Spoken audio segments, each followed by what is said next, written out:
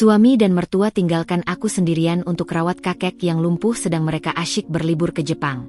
Namun tiba-tiba kakek bisa berdiri dan berkata, "Halo Bunda, semoga Bunda semuanya dalam keadaan sehat dan bahagia ya." Sebelum masuk ke ceritanya, jangan lupa nyalakan subtitle dan absen terlebih dahulu ya. Bunda-bunda semua dari daerah mana saja?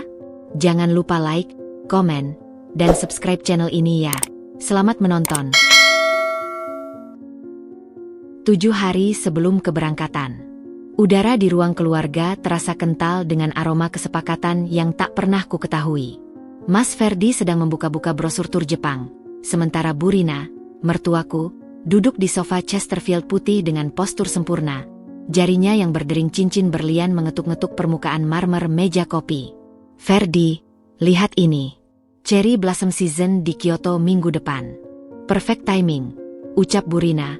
Matanya berbinar seperti remaja. Aku, Dinda, baru saja turun dari kamar kakek Joko di lantai 2 setelah memberinya makan malam. Bau obat dan antiseptik masih menempel di bajuku. "Tapi, Bu, kakek kondisinya masih sangat perlu perhatian penuh." Suaraku pelan, hampir seperti bisikan. "Perawat rumah sakit bilang perlu terapi rutin setiap hari." Mas Ferdi menoleh. Senyumnya yang biasanya hangat kini terasa seperti topeng. "Kamu bisa kok, sayang. Kan selama ini juga kamu yang paling telaten. Lagi pula, kan ada Marta, pembantu kita." Marta, yang kebetulan lewat membawa cucian, hanya menunduk cepat dan melesat ke dapur. Aku tahu dia takut pada Bu Rina, dan urusan merawat kakek yang lumpuh jelas bukan bagian dari job deskripsionnya sebagai pembantu rumah tangga. Tapi, Mas, seminggu itu lama. Dan aku belum pernah merawat kakek sendirian semalaman. Bagaimana kalau ada emergency?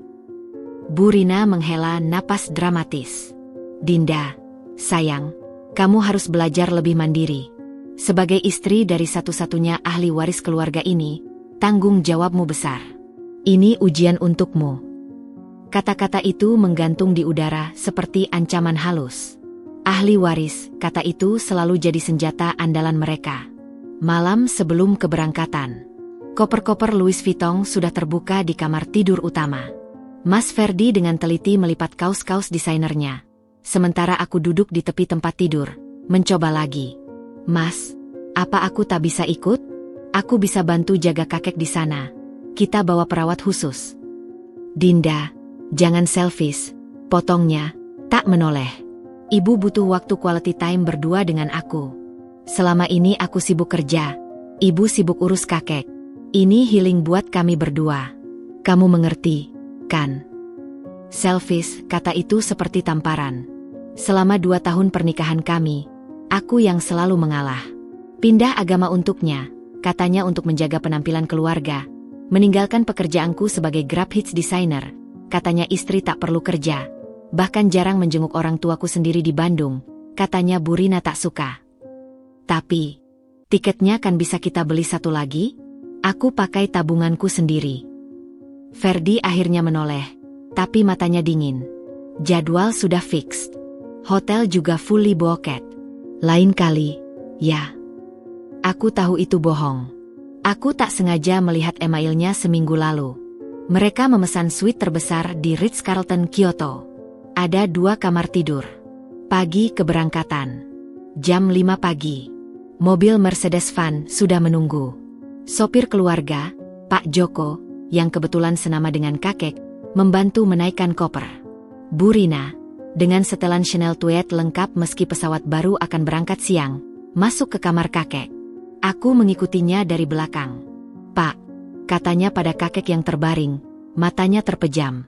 "Kami pergi dulu." "Ya, Dinda yang jaga. Jangan nakal-nakal." Kakek hanya mengerakkan kelopak matanya, tapi tidak membuka. Tangannya yang kurus bergetar ringan. Aku ingin memprotes. Ingin mengatakan bahwa ini tidak benar. Tapi lidahku terasa terkunci. Didikanku sebagai anak Jawa yang harus sungkan pada mertua, ditambah tekanan untuk menjadi istri yang sempurna di keluarga kaya, membuatku lumpuh. Di pintu depan, Mas Ferdi memberiku ciuman cepat di pipi. "Kamu hebat, ya. Nanti aku beliin tas yang kamu mau." Janji tas.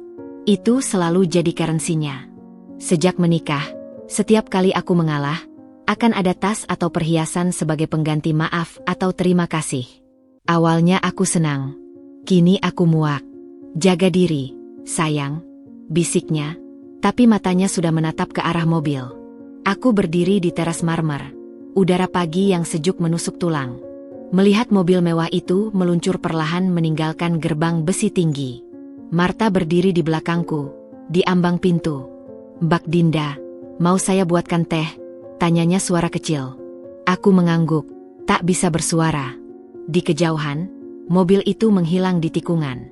Rumah seluas 800 meter persegi ini, dengan kolam renang, taman Jepang, dan 5 kamar tidur, tiba-tiba terasa seperti istana yang dikutuk. Dan aku, sang ratu, adalah tawanan di dalamnya. Baru kusadari, air mata sudah mengalir deras di pipiku. Bukan hanya karena ditinggal, tapi karena dalam hati kecilku, aku tahu, ini bukan sekadar liburan. Ini adalah pengabaian yang terencana. Dan sesuatu di naluriku berbisik, bahwa ini baru awal dari sesuatu yang lebih gelap. Aku menengadah, menghapus air mataku. Di lantai 2, di balik jendela kamar yang agak terbuka, kulihat bayangan kakek Joko terbaring. Sepasang mata tua itu, untuk sesaat, seperti terbuka dan menatap langsung ke arahku. Menatap dengan intensitas yang membuat bulu kuduku berdiri. Lalu, tirai kamarnya tertutup. Dan kesunyian yang mencekam, resmi dimulai. Hari pertama, belenggu kesunyian. Jam menunjukkan pukul 10 pagi. Telepon dari Mas Ferdi baru saja putus. Suaranya riang, bercerita tentang penerbangan yang mulus dan pemandangan awan dari jendela pesawat first class. "Kakek baik-baik saja, kan?" tanyanya di akhir, seperti sebuah kewajiban yang harus ditunaikan. "Iya, Mas. Baik," jawabku pendek. "Oke, kalau gitu aku cuti dulu. Mau tidur. Love you." Love you, dua kata itu terasa hampa, menguap begitu saja di udara steril rumah ini. Aku menatap ponsel, lalu menoleh ke arah tangga menuju lantai 2. Tangga marmer yang luas itu terasa seperti pendakian menuju gunung kesepian. Nafasku berat saat aku memulai langkah. Kamar kakek Joko berada di ujung koridor timur. Desainnya minimalis, didominasi kayu dan warna tanah, tapi peralatan medis di samping ranjangnya. Infus stand, tabung oksigen portable, monitor tanda vital, mengingatkan siapapun bahwa ini adalah ruang sakit, bukan ruang istirahat. "Selamat pagi, Kek," sapaku lembut sambil membuka tirai. Sinar matahari pagi menyapu ruangan, menerpa wajah kakek yang keriput dan pucat. Matanya yang kebanyakan terpejam itu perlahan terbuka. Hanya itu. Tak ada senyum, tak ada anggukan. Hanya sebuah tatapan kosong yang seolah menembus diriku, menembus dinding, menuju suatu tempat yang tak terjangkau. Rutinitas dimulai. Pertama, memandikan. Ini bagian tersulit. Aku dan Marta harus bekerja sama dengan hati-hati memindahkan tubuhnya yang ringkas namun terasa sangat berat karena ketidakberdayanya, dari ranjang ke kursi roda khusus mandi. Aku memegangi tubuhnya, mencium bau obat, bau usia, dan aroma ketidakberdayaan yang tajam. "Mbak, hati-hati," bisik Marta saat kami mendudukannya di kursi mandi. Air hangat menyiram tubuhnya yang kurus. Tulang-tulang rusuknya tampak jelas. Tanganku menggosok punggungnya dengan lembut. Tiba-tiba, sebuah erangan keluar dari mulutnya. "NNNGH. Ada yang sakit, Kek?" tanyaku cepat. Tapi hanya itu. Dia kembali diam.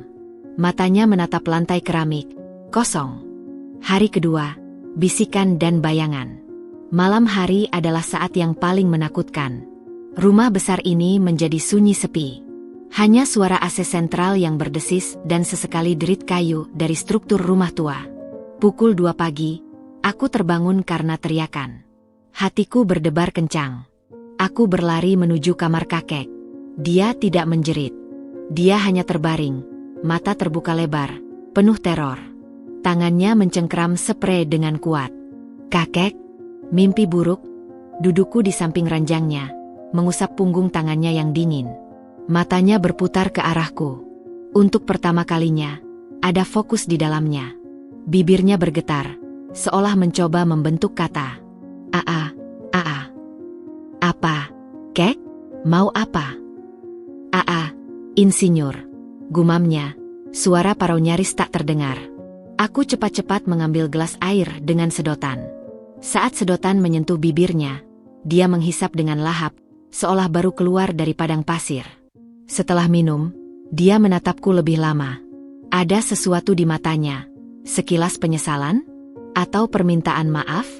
Aku tak yakin. Lalu, kelopak matanya menutup, dan dia tertidur kembali. Aku tertinggal di sana, dalam kegelapan, hanya diterangi lampu tidur remang-remang. Perasaanku campur aduk. Sedih, lelah, tapi juga ada secercah kehangatan karena bisa membantunya. Namun kehangatan itu tenggelam dalam lautan kesepian. Hari ketiga, panggilan yang tak diangkat. Siang hari, telepon video dari Mas Ferdi masuk. Latar belakangnya adalah restoran mewah dengan pemandangan Gunung Fuji. Dinda, lihat nih, sushi wagyu, katanya sambil mengarahkan kamera ke piring mahal di depannya.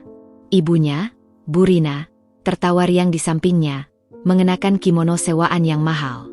Wah, enak ya, Mas, jawabku, berusaha tersenyum. Di belakangku, kakek sedang aku suapi bubur. Jangan lupa kasih vitamin yang dari dokter Swiss itu ya, setiap pagi. Itu mahal, loh, pesan Bu Rina, suaranya terdengar sayup. Iya, Bu. Oh ya, tolong cek di Saverum ayah. Ada dokumen penting yang mungkin perlu untuk urusan pajak. Nanti aku kirim kodenya ke Ferdi, tambah Bu Rina, tiba-tiba serius. Saverum? Aku tak pernah diizinkan masuk ke sana. Itu adalah ruangan kecil di balik perpustakaan di lantai 1. Hanya Bu Rina dan Mas Ferdi yang punya akses. Baik, Bu, jawabku lagi, patuh. Panggilan hanya berlangsung 3 menit. Mereka terlalu sibuk dengan dunia mereka. Setelah panggilan putus, aku melihat kakek. Air bubur menetes dari sudut mulutnya. Aku membersihkannya dengan hati-hati. Tiba-tiba, dari mata tuanya yang biasanya kosong, mengalir satu tetes air mata. Hanya satu. Lalu hilang. Hatiku seperti diremas. Apakah dia mendengar? Apakah dia mengerti? Hari keempat. Rahasia di balik pintu tertutup. Rasa penasaranku tentang Saverum tak bisa kutahan.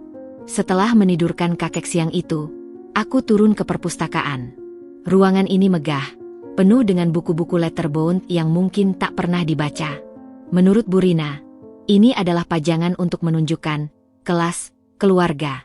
Aku berjalan ke rak buku di sudut, tempat sebuah lukisan abstrak besar tergantung. Di balik lukisan itulah, menurut pesan Mas Ferdi yang dikirim setelah telepon, ada panel kipat. Pesan dari Mas Ferdi. Sayang, kodenya 280.787. Coba cari map coklat label, pajak properti Bintaro. Fotokan halaman pertama dan kirim ke aku. Jangan buka yang lain, ya. Tanganku gemetar saat menekan angka-angka itu. Tanggal lahir Bu Rina. Beep pintu baja tersamar itu terbuka pelan. Di dalam, sebuah ruangan kecil ber-AC dingin dengan beberapa brankas dan rak berisi map-map rapi. Aku mencari map bertulisan, pajak properti Bintaro. Saat menariknya, sebuah map kecil berwarna hitam tanpa label terjatuh. Isinya berserakan. Bukan dokumen pajak. Itu adalah laporan bank. Beberapa halaman print out transaksi rekening kakek Joko. Aku tak sengaja melihatnya. Ada banyak transfer keluar berjumlah besar dalam beberapa bulan terakhir. Semua ke rekening Bu Rina dan satu rekening atas nama Ferdinand Oko. Perusahaan rintisan Mas Ferdi yang selalu dikatakannya sedang berkembang. Ada juga draft surat kuasa hukum yang belum ditandatangani, memberikan Bu Rina wewenang penuh atas aset kakek dengan alasan kondisi kesehatan yang menurun. Dadaiku sesak. Ini bukan sekadar urusan pajak. Mereka sedang mempersiapkan sesuatu. Sesuatu yang berhubungan dengan pengambil alihan. Dengan tangan gemetar, aku mengumpulkan kertas-kertas itu, memasukkannya kembali ke map hitam, dan meletakkannya di tempat semula. Aku mengambil map pajak yang diminta, memfotonya dengan cepat, dan keluar dari Saverum. Sepanjang sisa hari, pikiranku kalut. Tatapanku setiap kali ke arah kakek penuh pertanyaan. Apakah dia tahu? Apakah kelumpuhan ini ada hubungannya dengan semua ini? Hari kelima, ambang penemuan.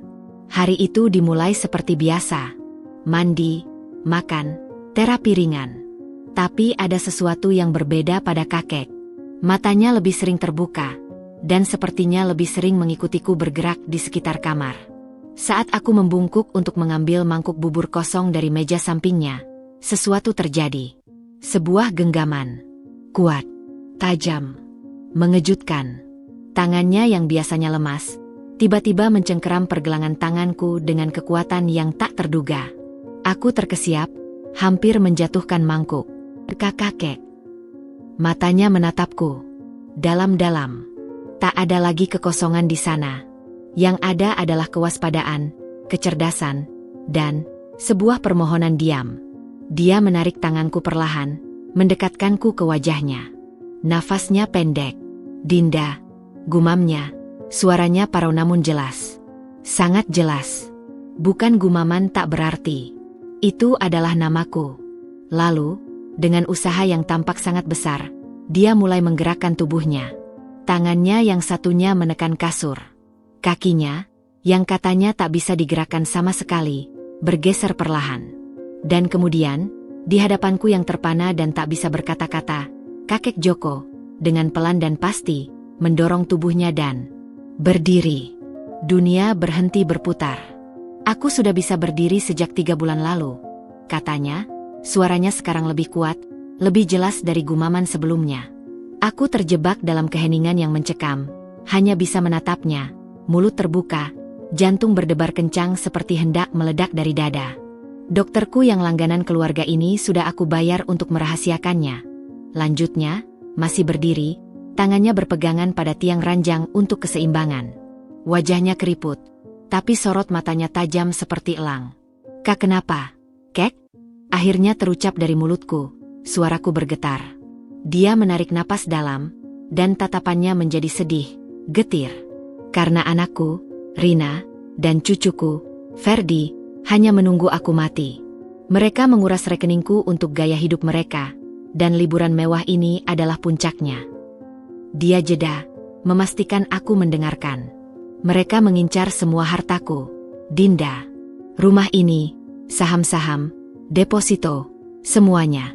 Dan mereka mengira aku sudah jadi orang tua pikun dan lumpuh yang tak berdaya. Kata-kata itu menggantung di udara, membekukan darahku. Semua kecurigaanku, semua ketidaknyamanan yang kurasakan selama ini, tiba-tiba menemukan bentuknya. Bentuk yang lebih mengerikan dari yang pernah kubayangkan. Dan di kamar sunyi itu, dengan kakek berdiri di hadapanku mengungkap rahasia besar, aku tahu hidupku, dan hidupnya, telah berubah selamanya. Babak baru yang gelap dan berbahaya, baru saja dimulai. Detik-detik itu terasa seperti diregangkan dalam waktu yang tak berujung. Kakek Joko berdiri di hadapanku, tubuhnya ringkih tapi tegap, dengan genggaman yang masih melingkari pergelanganku. Bau antiseptik di kamar itu tiba-tiba terasa menusuk hidung, bercampur dengan aroma keringat dingin yang keluar dari pori-poriku sendiri. Jangan berteriak, bisiknya. Suaranya rendah tapi penuh otoritas. Dengar baik-baik. Aku hanya bisa mengangguk kaku. Otot leherku terasa seperti besi tua yang berkarat. Lututku gemetar, hampir saja membuatku terjatuh. Dengan gerakan perlahan namun terencana, kakek melepaskan genggamanku dan menunjuk ke arah kursi roda di sudut kamar. Duduklah. Kamu terlihat seperti akan pingsan. Aku menuruti, tubuhku jatuh ke atas kursi dengan tidak anggun. Mataku tak lepas darinya, menyaksikan bagaimana dia, dengan sedikit goyah, melangkah pelan menuju pintu kamar dan menggeser kunci dengan bunyi, klik, yang nyaring di kesunyian. Untuk jaga-jaga, katanya, lalu berbalik. Alih-alih kembali ke ranjang, dia justru duduk di tepi kursi pasiennya. Posturnya jauh dari gambaran seorang lumpuh total. Dia bahkan menyilangkan kaki dengan wajar. 2 tahun yang lalu, mulainya, matanya menerawang keluar jendela di mana sinar matahari mulai menguning. Aku mulai merasakan ada yang tidak beres. Transfer dari rekening perusahaan ke rekening pribadi Rina dan Ferdi menjadi terlalu sering, jumlahnya besar, dan selalu dengan alasan investasi atau modal bisnis. Dia mengambil napas dalam. Aku konfrontasi mereka. Rina menangis, bilang itu hanya pinjaman. Ferdi bersumpah usahanya akan sukses. Aku, bodohnya, percaya. Memberi mereka 1 tahun untuk membuktikan. Dan, desisku, suaraku kembali. Dan yang terjadi justru sebaliknya. Tatapannya menjadi tajam. Mereka semakin rakus. Aku menemukan dokumen draft perubahan surat wasiat di laptop Ferdi yang terbuka. Mereka hendak menambah klausul bahwa jika aku dianggap tidak cakap secara mental, semua aset akan dikelola oleh mereka. Itu terjadi setelah aku didiagnosis artritis berat dan sedikit gangguan memori jangka pendek, hal yang wajar di usiaku.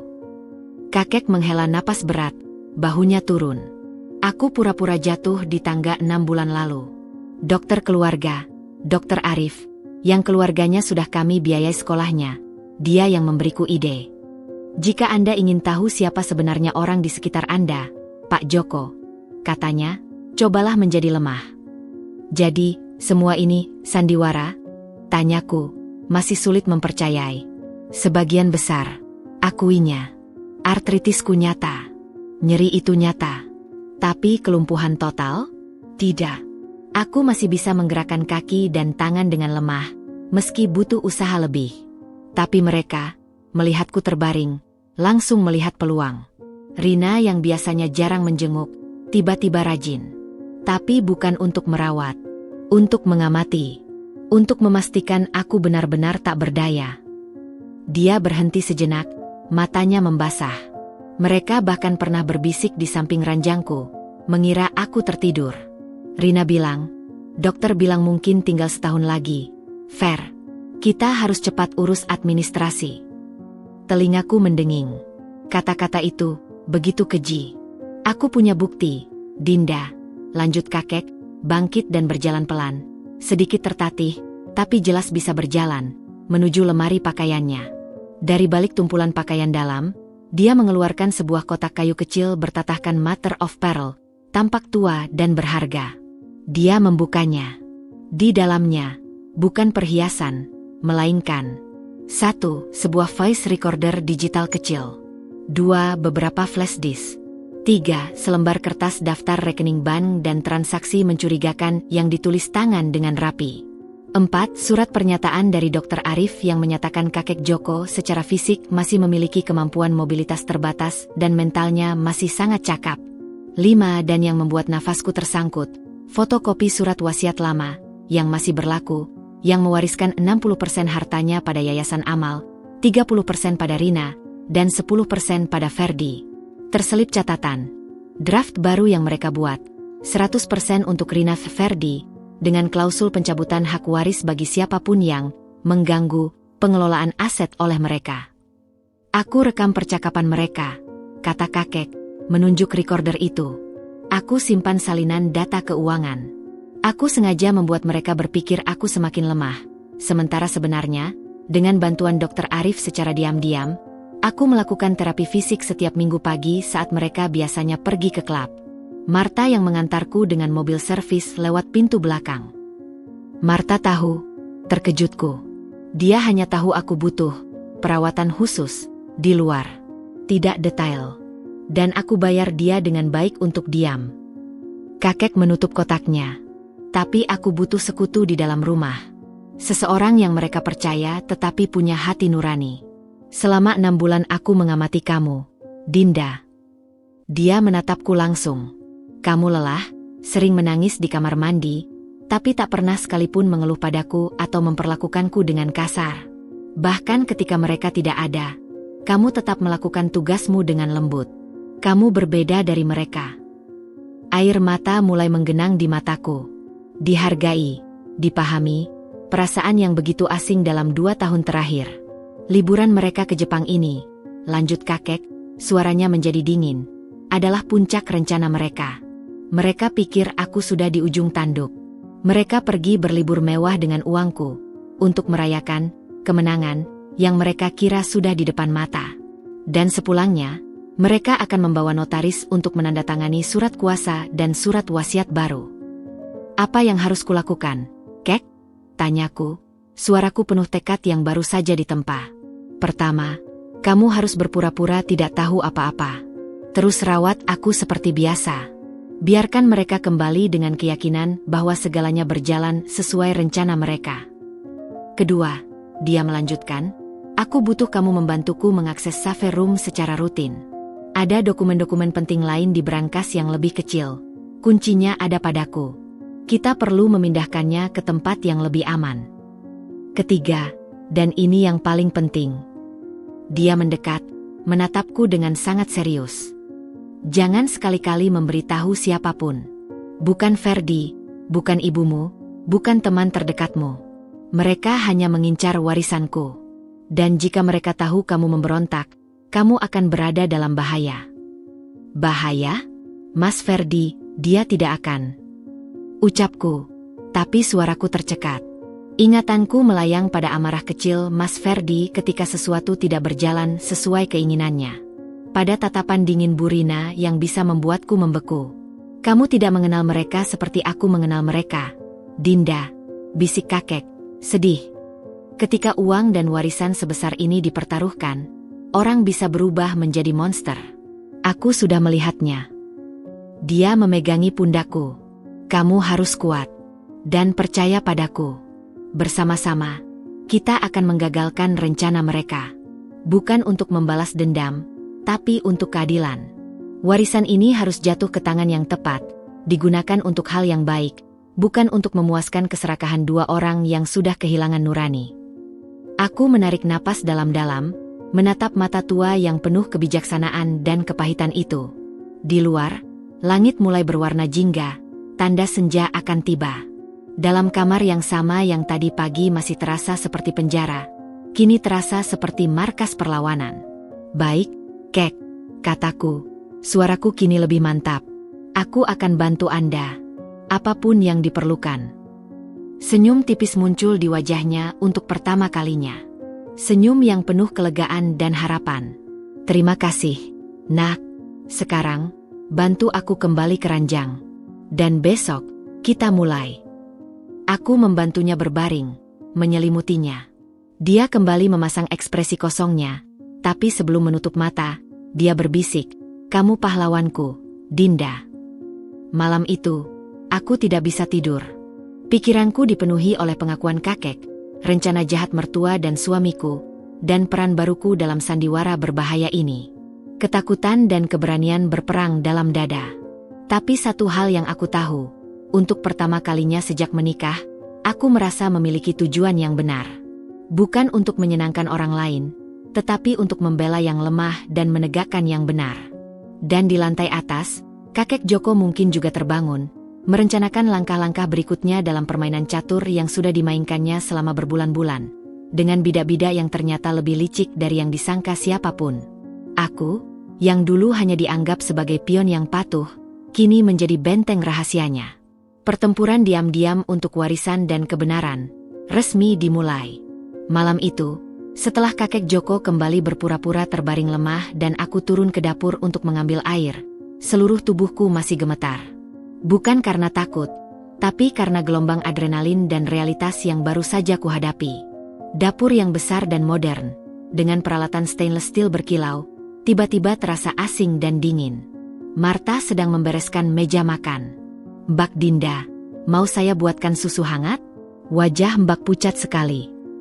Tidak usah, Ma. Aku cuma butuh air, jawabku, berusaha tersenyum tipis. Aku memperhatikannya, wanita setengah baya yang setia ini. Apakah dia benar-benar tidak tahu?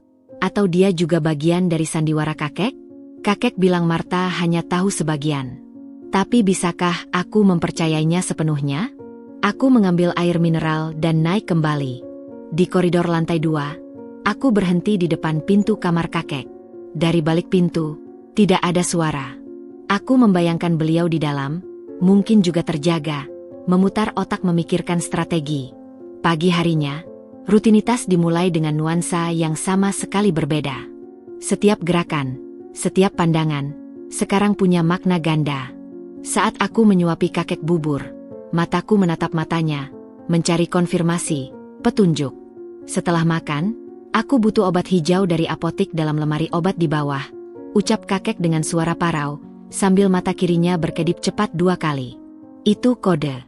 Obat hijau adalah kunci berangkas kedua di safe room yang dia sembunyikan di balik botol vitamin. Baik, Kek, jawabku normal, sambil mengelap mulutnya. Setelah memastikan Marta sibuk di lantai 1, aku masuk ke perpustakaan. Jantung berdebar kencang. Dengan kode yang diberikan kakek, 280.787, pintu rahasia itu terbuka lagi. Kali ini, aku tahu apa yang harus dicari. Di antara rak obat di bagian dalam safe room, aku menemukan botol besar berlabel Chlorophyll Supplements. Aku membuka tutupnya. Di dalam, bukan pil hijau, melainkan sebuah kunci kecil berwarna perak dan selembar kertas terlipat. Kertas itu berisi tulisan tangan kakek yang rapi. Brankas B, kode 170.194, tanggal lahir almarhumah Ningsih, istriku. Isi, surat wasiat asli, sertifikat saham, dan buku tabungan atas nama Dinda Sari. Ya, atas namamu. Siapkan untuk kemungkinan terburuk. Tanganku gemetar hebat. Atas namaku. Apa maksudnya? Aku hampir tidak percaya. Dengan napas tersengal, aku mencari brankas kecil di sudut yang bertanda B. Kode 170.194 berhasil. Pintu brankas terbuka dengan bunyi lembut. Di dalamnya, segulung dokumen legal bersegel, beberapa lembar sertifikat saham, dan sebuah buku tabungan berwarna biru. Dengan hati-hati aku membukanya. Nama di sana, Dinda Sari.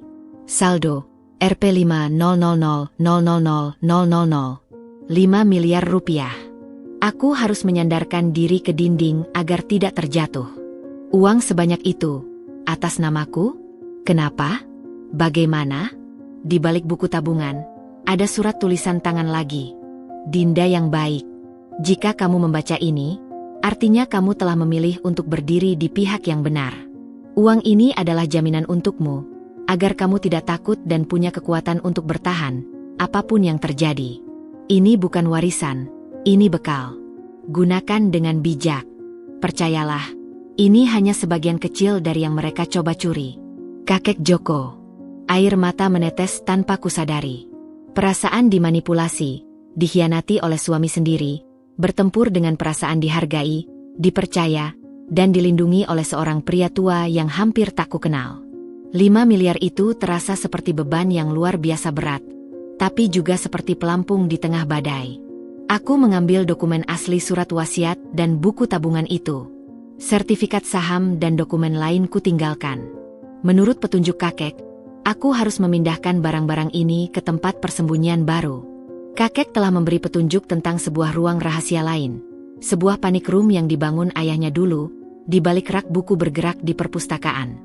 Hanya kakek yang tahu, bahkan Bu Rina dan Ferdi tidak.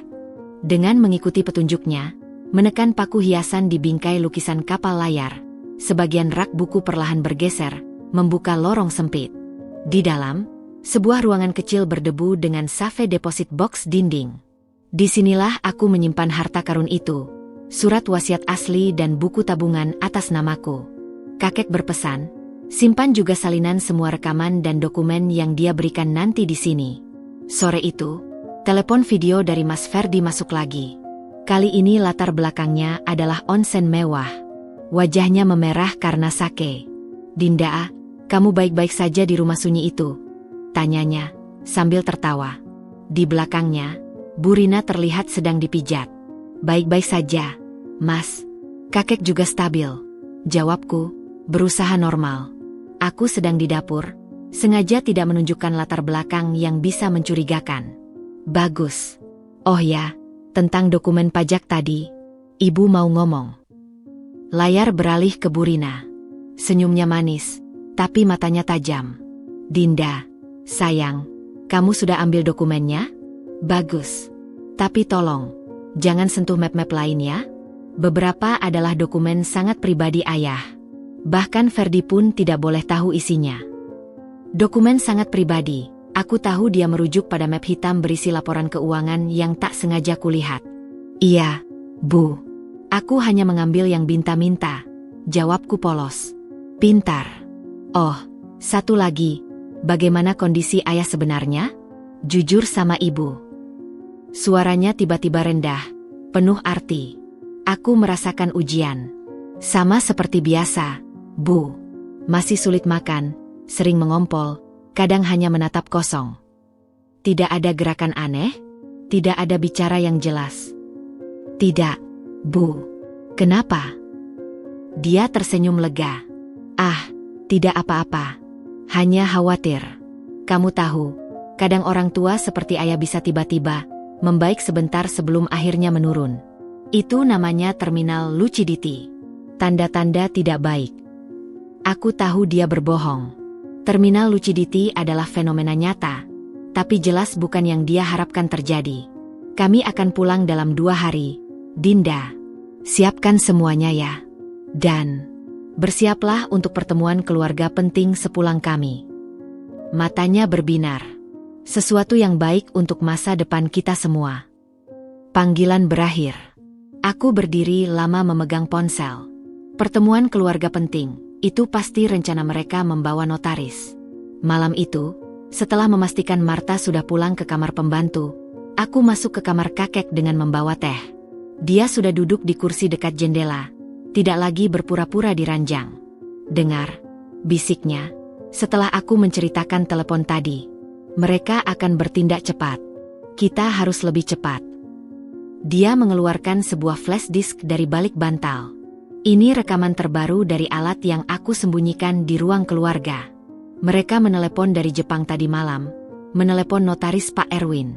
Mereka merencanakan untuk menandatangani surat kuasa hukum dan surat wasiat baru di hari ketiga setelah kepulangan. Kita harus apa?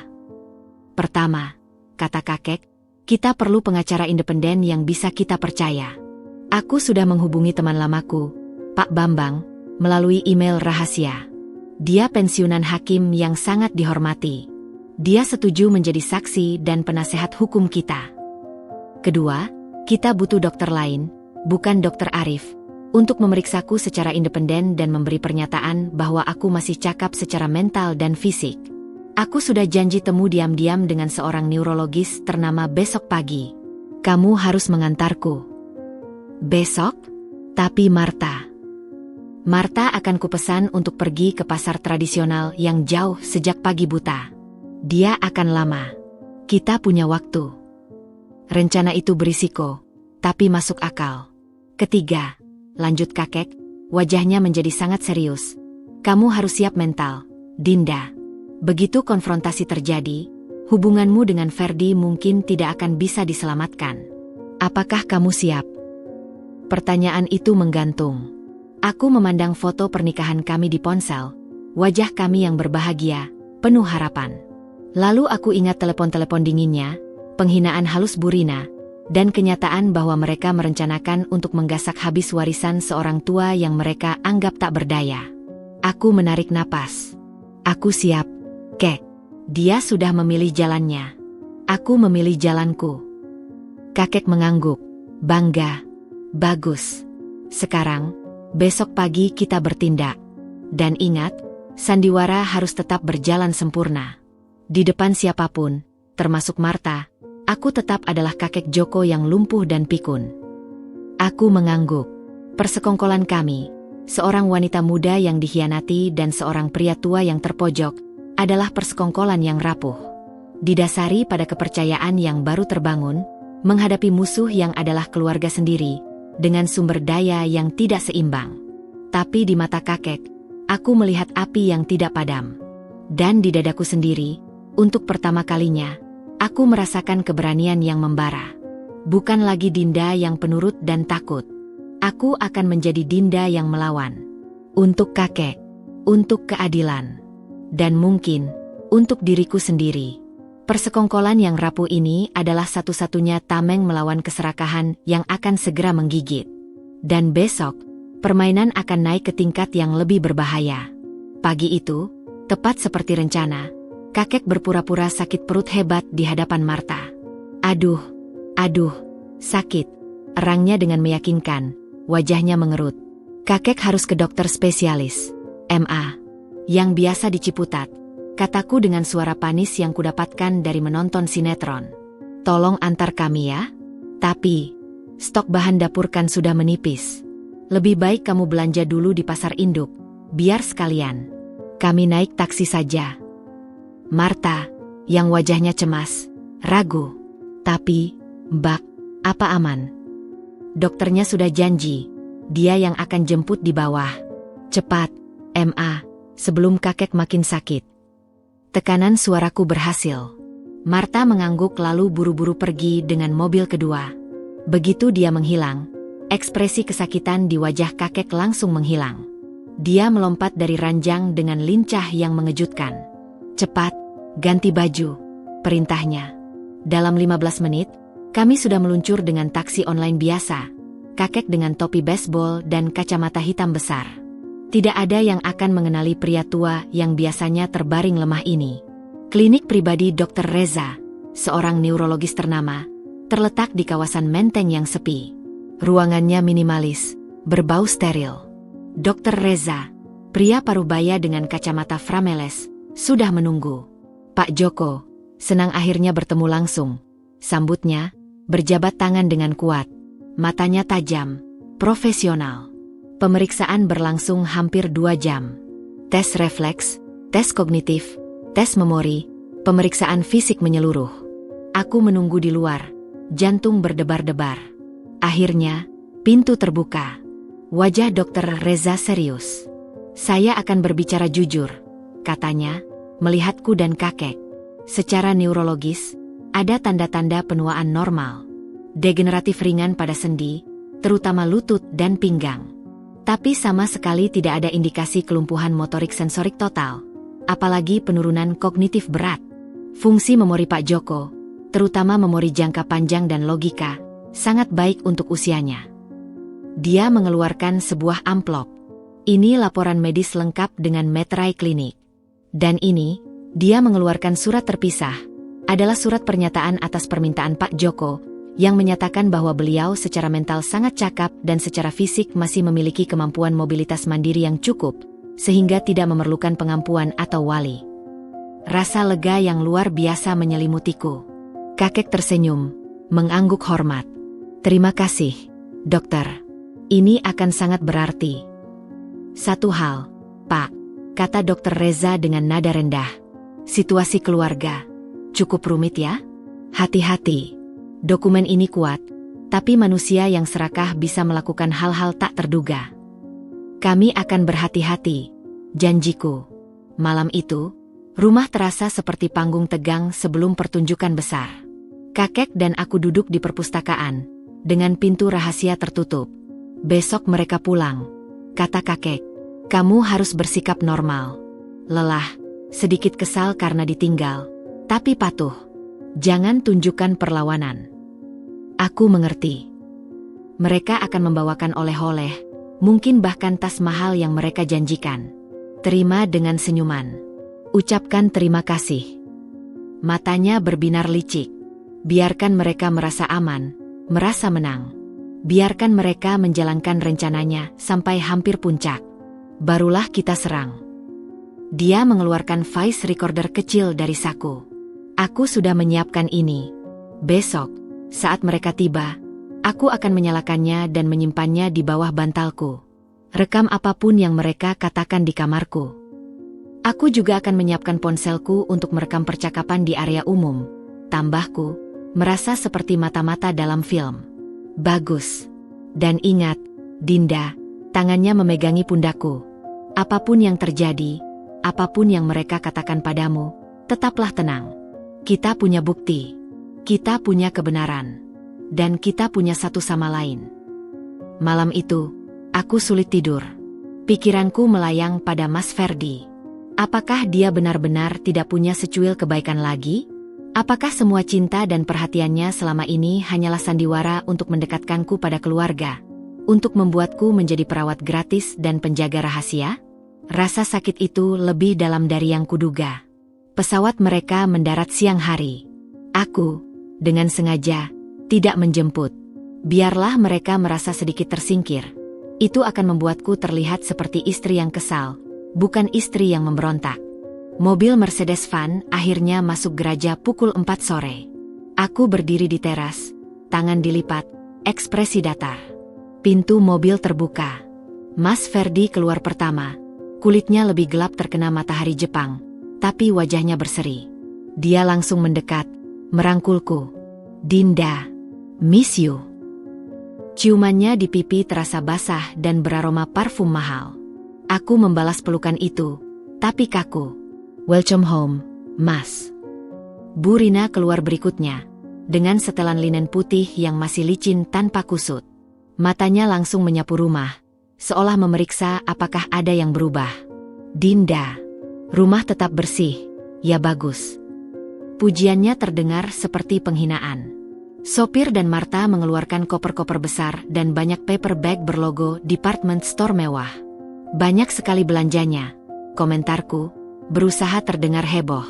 Untuk keluarga, tidak ada yang terlalu mahal, sahut Bu Rina sambil memasuki rumah. Langkahnya cepat, langsung menuju tangga. Ayah bagaimana? Sama, Bu. Tetap lemah, jawabku, mengikutinya. Kami bertiga masuk ke kamar kakek. Dia terbaring, mata setengah terbuka, napas terengah-engah yang dipelajarinya dengan sempurna. Pak, kami pulang, ucap Bu Rina, mendekat. Tangannya membelai dahi kakek, tapi sentuhannya dingin, seperti memeriksa suhu benda. Dinda sudah merawat bapak dengan baik. Kakek hanya mengeluarkan suara, HNNGH, dan matanya berkedip-kedip tak fokus. Sudah, Bu. Tapi kakek sempat sakit perut parah 2 hari lalu. Hampir kami bawa ke UGD, kataku, menyuntikkan sedikit drama. Bu Rina dan Ferdi bertukar pandang. Aku melihat sesuatu di mata mereka, bukan khawatir, tetapi kalkulasi. Seolah mereka berpikir, hampir saja, untung tidak, bisa mengacaukan rencana. Wah, bahaya sekali. Lain kali langsung telepon kami, kata Ferdi, tapi matanya tidak menatapku. Dia melihat sekeliling kamar, mungkin memeriksa apakah ada peralatan medis baru atau tanda-tanda perawatan intensif. Kami bawakan oleh-oleh, kek, ucap Bu Rina dengan suara tinggi, seolah berbicara pada anak kecil. Kimono cantik. Dia mengeluarkan sebuah bungkusan dan meletakkannya di meja samping, tanpa membukanya untuk kakek. Kakek hanya memutar matanya ke arah lain, menyempurnakan peran sebagai orang yang tak peduli. Setelah 5 menit yang terasa seperti 5 jam, mereka memutuskan untuk keluar. Biarkan ayah istirahat, bisik Bu Rina. Malam harinya, Marta menyiapkan makan malam mewah yang mereka pesan dari catering. Meja panjang di ruang makan dihiasi bunga dan lilin. Bu Rina dan Mas Ferdi bercerita dengan riang tentang pengalaman mereka, kaiseki dinner yang mahal, berbelanja di Ginza, menginap di ryokan eksklusif. Aku duduk, memainkan makanan di piring, tersenyum tipis di saat yang tepat. Mereka tidak bertanya bagaimana mingguku, tidak bertanya apakah aku lelah. Aku hanya menjadi pendengar latar. Setelah makan, saat aku membereskan, aku mendengar pecahan percakapan dari ruang keluarga. Besok aku telepon Pak Erwin untuk jadwal hari Kamis, kata Bu Rina. Apa Dinda tidak curiga? Suara Mas Ferdi. Dia hanya akan bersyukur kita uruskan semuanya. Dia pikir kita akan membagi warisan dengan adil. Polos. Tawa kecil mereka seperti sengatan listrik di tulang belakangku. Aku mengintip pelan. Mereka duduk di sofa, minum wine mahal. Bu Rina membuka tabletnya. Lihat, aku sudah print draft surat kuasa hukum dan surat wasiat baru. Notaris akan membawa yang asli. Ayah hanya perlu cap jempol, karena kita akan bersaksi bahwa dia tidak bisa menandatangani. Apa tidak perlu dokter? Dokter Arif sudah diatur. Dia akan membuat surat keterangan bahwa ayah tidak cakap. Mudah. Aku mundur pelan-pelan, darah mendidih. Mereka bahkan tidak merasa perlu menyembunyikannya lagi. Mereka sudah begitu yakin akan kemenangan.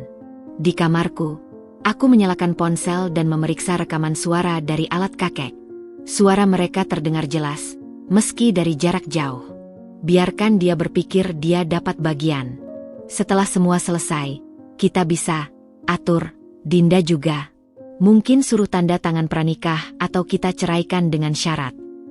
Air mataku sudah kering. Yang tersisa hanya kemarahan yang membatu. Aku mengirim pesan rahasia ke kakek melalui aplikasi chat yang kami buat dengan akun Dumi. Mereka rencanakan Kamis. Dokter Arif disiapkan. Mereka bicara tentang menyingkirkanku juga. Balasannya cepat. Tenang. Kita siap. Besok kamu akan dapat hadiah dari mereka. Terimalah dengan senyuman. Permainan akan segera berakhir. Aku mematikan lampu dan berbaring di tempat tidur besar yang tiba-tiba terasa sangat kosong. Di seberang kamar, di lemari, tergantung tas mahal baru yang diberikan Ferdi tadi sore. Chanel Classic Flap, warna hitam. Hadiah untuk istri yang baik. Aku bahkan tidak membuka kotaknya. Topeng manis mereka hampir sempurna. Tapi di baliknya, niat busuk sudah membusuk hingga ke akar. Dan besok, sandiwara akan terus berlangsung. Dengan setiap pihak semakin yakin dengan peran mereka. Aku menutup mata, menarik napas dalam. Kamis, tinggal 2 hari lagi. 2 hari sebelum topeng itu dicabut, dan wajah asli mereka yang serakah diterangi oleh cahaya kebenaran. Aku siap. Keesokan harinya, atmosfer rumah terasa seperti kawat berduri yang tak terlihat. Bu Rina tiba-tiba menjadi sangat perhatian padaku. Kamu kurusan, Dinda. Stres yang ngurusin kakek sendirian? Nanti habis semua ini, kita pergi ke spa berdua. Ujarnya sambil tersenyum manis, tangannya memegangi pundakku. Hadiah-hadiah terus berdatangan. Sebuah jam tangan dari Mas Ferdi, karena kamu selalu tepat waktu merawat kakek. Voucher belanja dari Bu Rina. Mereka seperti sedang memoles batu nisan sebelum dikubur. Memberi penghormatan terakhir pada Dinda yang patuh sebelum menendangku keluar dari panggung mereka. Aku menerima semuanya dengan senyum tipis dan ucapan terima kasih yang hampa. Di balik layar, persiapan kami dengan kakek berjalan intensif. Kami berdua menghafal skenario, memastikan setiap bukti, rekaman suara, laporan medis Dr. Reza, catatan keuangan, sudah berada di tangan Pak Bambang, mantan hakim itu. Kakek bahkan diam-diam meminta bantuan seorang bodyguard pribadi yang akan bersembunyi di rumah sebagai tukang kebun baru pada hari H. Untuk berjaga-jaga. Pagi itu, Bu Rina tampak lebih bersemangat dari biasa. Dia memakai setelan linen warna krem yang elegan, perhiasan mutiara, dan make-up sempurna. Mas Ferdi memakai kemeja putih dan blazer. Terlihat seperti eksekutif sukses, bukan calon perampas warisan. Dinda, tolong mandikan dan persiapkan ayah dengan baik ya, pinta Bu Rina. Suaranya lembut namun penuh instruksi. Pak Notaris dan Dokter Arif akan datang jam 10. Pastikan ayah hadir. Hadir, Bu? Tanyaku, pura-pura tidak mengerti. Maksud ibu, pastikan dia sadar. Tapi tidak perlu terlalu sadar. Kamu mengerti. Senyumnya tajam. Dia tidak lagi merasa perlu menyembunyikan maksud sebenarnya. Mereka sudah yakin aku berada di pihak mereka. Atau setidaknya, terlalu takut untuk melawan. Aku mengangguk. Aku mengerti. Naik ke kamar kakek, aku menemukan beliau sudah duduk di kursi roda, mengenakan piyama rapi. Ekspresinya datar, tapi matanya berbinar penuh kewaspadaan. Semua siap? Bisiknya. Siap, Kek. Pak Bambang dan pengacaranya sudah di jalan. Bodyguardnya, Mas Andi, sudah berada di posisi di kebun belakang. Aku sudah menyiapkan 2 ponsel untuk merekam dari sudut berbeda. Bagus. Ingat, biarkan mereka memulai. Biarkan mereka mengungkapkan niat sepenuhnya di depan notaris. Kakek kemudian melakukan sesuatu yang tak kuduga. Dari balik bantal, dia mengeluarkan sebuah kalung liontin emas tua. Ini milik almarhumah istriku, Ningsih. Dia ingin ini diberikan pada menantu perempuan yang punya hati seperti dia. Pakailah hari ini, untuk keberanian. Dengan tangan gemetar, aku mengenakannya. Logam itu terasa hangat di kulitku, seperti sebuah perlindungan. Tepat pukul 10, bel pagar berbunyi. Dari jendela, kulihat sebuah Mercedes hitam dan sebuah Toyota Alphard putih masuk. Dari Mercedes turun seorang pria gemuk berkemeja safari dan seorang wanita muda, asistennya, mungkin. Itu pasti Pak Erwin, sang notaris. Dari Alphard turun Dokter Arif, dokter keluarga yang sudah disuap, terlihat sedikit gugup. Mereka disambut oleh Bu Rina dan Mas Ferdi dengan hangat berlebihan. Aku turun, berpura-pura membantu Marta menyajikan minuman. Ini istri Ferdi, Dinda. Perkenalkan Bu Rina. Dia yang merawat ayah dengan setia. Pak Erwin mengangguk sopan, tapi matanya cepat menilai sekeliling rumah, menghitung kekayaan yang terpampang. Dokter Arif menghindari tatapanku. Mari kita langsung ke pokok urusan, usul Bu Rina. Ayah sudah menunggu di atas. Kami semua masuk ke kamar kakek yang terasa sempit oleh kehadiran banyak orang. Kakek terbaring, mata setengah terbuka, seperti biasa. Alat rekaman sudah tersembunyi dengan sempurna di balik kepala tempat tidur. Pak Joko, sapa Pak Erwin dengan suara keras, seolah berbicara pada orang tuli. Saya Erwin, notaris. Atas permintaan keluarga, saya akan membantu mengurus beberapa dokumen untuk kebaikan Bapak. Tidak ada respons. Bu Rina duduk di sisi ranjang, memegangi tangan kakek. Ayah, ini untuk kebaikan ayah. Agar semua urusan keuangan dan hukum tidak memberatkan ayah lagi. Lalu dia menoleh pada Pak Erwin. Silakan, Pak. Ayah sudah setuju sebelumnya, saat masih lebih sadar. Dokter Arif melangkah maju, membuka tas dokternya. Sebagai dokter yang menangani Pak Joko, saya harus menyatakan bahwa kondisi kognitif beliau sudah sangat menurun. Beliau tidak lagi mampu membuat keputusan hukum atau keuangan secara independen. Saya sudah siapkan surat keterangan medis. Dia mengeluarkan selembar kertas bermeterai. Pak Erwin mengangguk, lalu mengeluarkan 2 set dokumen tebal. Ini adalah surat kuasa khusus untuk pengelolaan aset dan keuangan, serta draft perubahan surat wasiat. Karena kondisi Pak Joko, kita bisa menggunakan metode cap jempol, dengan disaksikan oleh saya, dokter, dan keluarga. Mas Ferdi sudah mengeluarkan stampet tinta merah. Suasana tegang, tapi di mata mereka berdua, ada cahaya kemenangan yang hampir tak tertahan. Sebelum kita lanjut, kata Pak Erwin, saya perlu konfirmasi dari seluruh pihak keluarga yang hadir. Ibu Rina sebagai anak, dan Mas Ferdi sebagai cucu, setuju dengan isi dokumen ini?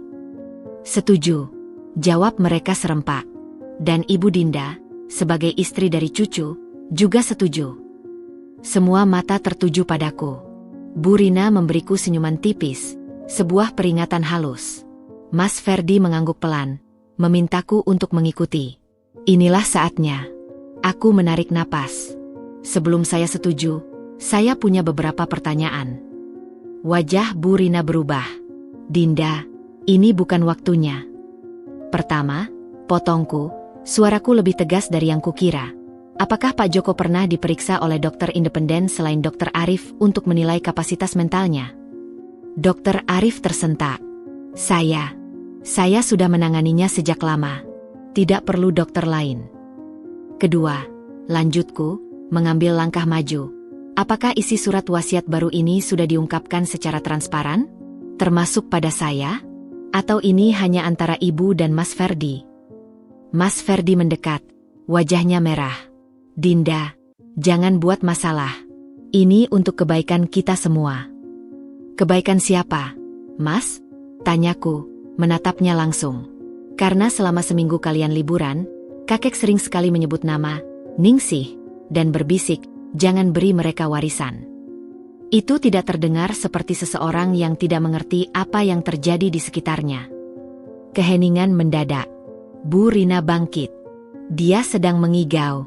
Kamu tidak mengerti penyakit orang tua.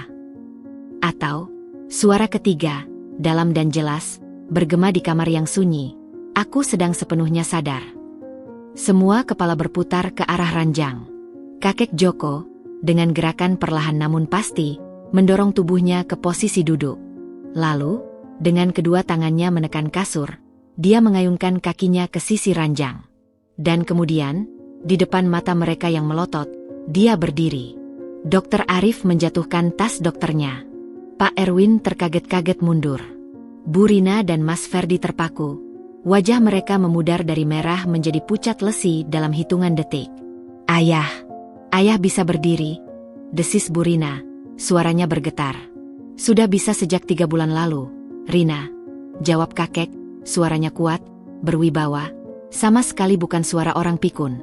Dia melangkah pelan, mendekati Dokter Arif. Dokter, Surat keteranganmu bahwa aku tidak cakap, itu berdasarkan apa? Atas dasar uang yang anakku berikan padamu. Dokter Arif gemetar, tak bisa berkata. Kakek lalu menoleh ke Pak Erwin. Pak Notaris, saya masih sangat cakap secara mental. Dan saya punya surat pernyataan dari Dokter Reza, neurologis ternama, yang membuktikannya. Saya juga punya rekaman percakapan anak dan cucu saya yang merencanakan semua ini, termasuk pembicaraan mereka dengan Anda via telepon. Pak Erwin berkeringat dingin. Saya tidak tahu. Tapi Anda tahu mereka ingin menggunakan cap jempol tanpa persetujuan sadar saya. Itu pemalsuan dan penipuan. Kakek kemudian menghadapi Bu Rina dan Mas Ferdi. Wajahnya sedih, marah, dan kecewa sekaligus. Kalian berdua, darah dagingku sendiri. Kalian mengira uang dan harta ini lebih berharga daripada kejujuran? Daripada keluarga? Kakek, ini kesalahpahaman. Gagap Mas Ferdi, masih berusaha. Kesalahpahaman. Kakek mengeluarkan ponsel dari saku piyamanya. Dengan beberapa ketukan, sebuah rekaman suara diputar. Suara Bu Rina dan Mas Ferdi terdengar jelas. Setelah semua selesai, kita bisa atur, Dinda juga. Mungkin surah tanda tangan pranikah atau kita ceraikan dengan syarat. Wajah mereka berdua hancur. Sandiwara mereka runtuh di depan mata mereka sendiri. Tepat saat itu, ada ketukan di pintu. Marta membukakan. Masuklah Pak Bambang, mantan hakim itu, dengan seorang pengacara muda yang cerdas, serta tukang kebun baru, yang sebenarnya adalah bodyguard. Saya Bambang Sutanto, teman lama Pak Joko. Perkenalannya singkat. Saya sudah menerima semua bukti yang diperlukan. Atas nama Pak Joko, kami akan melaporkan kasus upaya pemalsuan dokumen, penggelapan, dan konspirasi ini kepada pihak berwajib. Dokter Arif, izin praktik Anda patut dipertanyakan. Pak Erwin, notaris yang membantu pemalsuan, akan dilaporkan ke organisasi profesi. Kekacauan pun tak terhindarkan. Bu Rina histeris, menjerit-jerit bahwa ini konspirasi. Mas Ferdi mencoba mendekatiku. Dinda, tolong, katakan ini tidak benar. Katakan kakek sudah pikun. Aku memandangnya, suamiku, dan yang kulihat sekarang hanyalah seorang pengecut yang serakah. Sudah cukup, Ferdi. Aku mendengar sendiri rencanamu untuk menyingkirkanku. Dia terpana, lalu kemarahannya meledak. Kamu yang meracuni pikiran kakek. Kamu yang ingin mengambil warisan untuk sendiri. Bodyguard, Mas Andi, segera melangkah maju, menghalangi antara Ferdi dan kami. Pak Bambang berbicara dengan tenang namun tegas. Polisi sudah di jalan untuk mengambil laporan dan menjemput yang bersangkutan untuk dimintai keterangan. Saya sarankan kalian tidak membuat keributan lebih lanjut. Dalam keributan itu, aku melihat kakek Joko masih berdiri tegak di tengah kamar. Di wajahnya yang keriput, ada air mata yang mengalir pelan. Bukan karena kalah, tapi karena menang sebuah pertempuran yang seharusnya tak pernah terjadi. Pertempuran melawan orang yang seharusnya paling dicintainya. Sandiwara itu akhirnya berakhir. Topeng-topeng manis telah tercabik, memperlihatkan wajah-wajah buruk keserakahan di baliknya. Dan aku, yang dulu hanya dipandang sebagai figuran, kini berdiri di pusat panggung, memegang tangan kakek yang kuat, siap menghadapi babak berikutnya. Babak di mana karma mulai bekerja, dan keadilan perlahan ditegakkan. Kamar yang sebelumnya sunyi itu kini berubah menjadi panggung kekacauan. Suara jeritan Bu Rina memekakkan telinga, pecah dengan histeria yang tak terbendung. Tidak mungkin. Ayah sudah pikun. Ini pasti rekayasa. Dinda yang meracunimu. Dia mencoba menerjang ke arah kakek. Tubuhnya yang biasanya anggun kini seperti harimau betina yang terluka. Namun, tubuhnya yang ringkih dihalangi dengan mudah oleh Mas Andi, si bodyguard yang berdiri kokoh seperti batu karang. Mohon tenang, Bu. Suaranya datar namun penuh peringatan. Mas Ferdi, di sisi lain, tampak seperti orang yang baru saja dipukul palu godam. Wajahnya yang tadi penuh kemenangan kini pucat pasi, mulutnya terbuka kecil, tak mampu mengeluarkan kata. Matanya bolak-balik menatapku, kakek, lalu ke Bu Rina, seolah otaknya tak mampu memproses runtuhnya kerajaan pasir yang telah dibangunnya dengan susah payah. Dokter Arif, sang dokter yang terbeli, sudah duduk lunglai di kursi dekat jendela, tangan menutupi wajah. Tas dokternya yang mewah terbuka di lantai, isinya berserakan. Sementara Pak Erwin, sang notaris, berkeringat deras. Dia mencoba merapikan kerah bajunya, berusaha menjaga sisa-sisa kewibawaan profesionalnya. Saya hanya diminta untuk memfasilitasi. Saya tidak tahu tentang semua ini, gumamnya, suaranya gemetar. Bapak tahu persis bahwa kondisi klien harus dicek secara independen sebelum pembuatan surat kuasa semacam ini. Suara tegas Pak Bambang memotong. Pengacaranya yang muda sudah sibuk memotret dokumen yang berserakan dan merekam suasana dengan ponselnya. Dan percakapan telepon Bapak dengan Bu Rina 3 hari lalu tentang memastikan proses berjalan lancar meski subjek tidak sepenuhnya koheren, sudah terekam dengan baik. Bel pagar berbunyi lagi, kali ini dengan nada yang lebih resmi. Marta, yang dari tadi terpaku di pintu dengan wajah ketakutan, buru-buru turun. Beberapa saat kemudian, 3 orang polisi seragam dan 2 orang polisi berpakaian preman memasuki rumah. Mereka dipimpin oleh seorang bapak, brigadir polisi, yang berwajah tegas. "Ini laporan dari Bapak Bambang Sutanto," tanya polisi itu, matanya menyapu ruangan yang penuh dengan orang-orang terpana. "Betul, Pak. Saya Bambang. Dan ini Pak Joko, korban dari upaya pemalsuan dokumen dan penggelapan aset oleh keluarganya sendiri," jawab Pak Bambang, langsung pada inti. Polisi itu mendekati kakek, yang masih berdiri tegak meski terlihat lelah. "Maaf, Pak. Atas nama hukum, kami perlu mendengar langsung dari Bapak."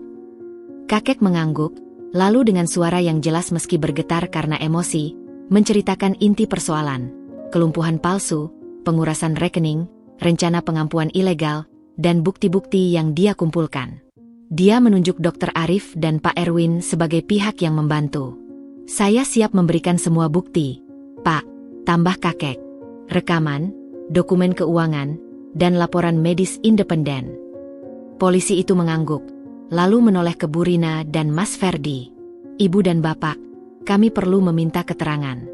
Atas dugaan tindak pidana pemalsuan, konspirasi, dan penggelapan, kami akan membawa Ibu dan Bapak ke kantor untuk dimintai keterangan lebih lanjut."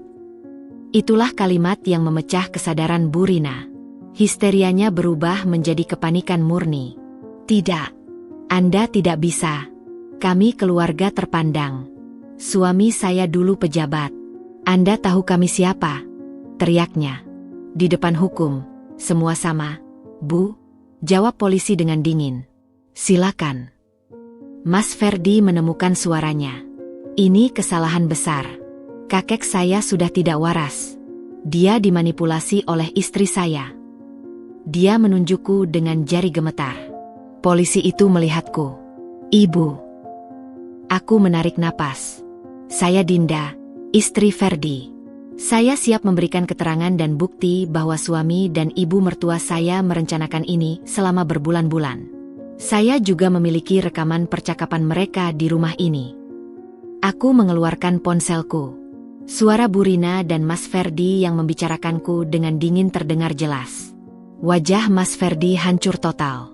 Dia melihatku dengan tatapan yang tak percaya bercampur kebencian mendalam. "Kamu mengkhianatiku, setelah semua yang aku berikan padamu." "Yang kamu berikan hanyalah ilusi, Ferdi," jawabku. Suaraku lebih tenang dari yang kuduga. "Dan tas-tas mahal." Prosesnya berlangsung cepat namun memalukan. Di bawah tatapan tetangga yang mulai berkerumun di luar pagar karena melihat mobil polisi, Bu Rina dan Mas Ferdi dengan pakaian mewah mereka dibimbing masuk ke mobil patroli.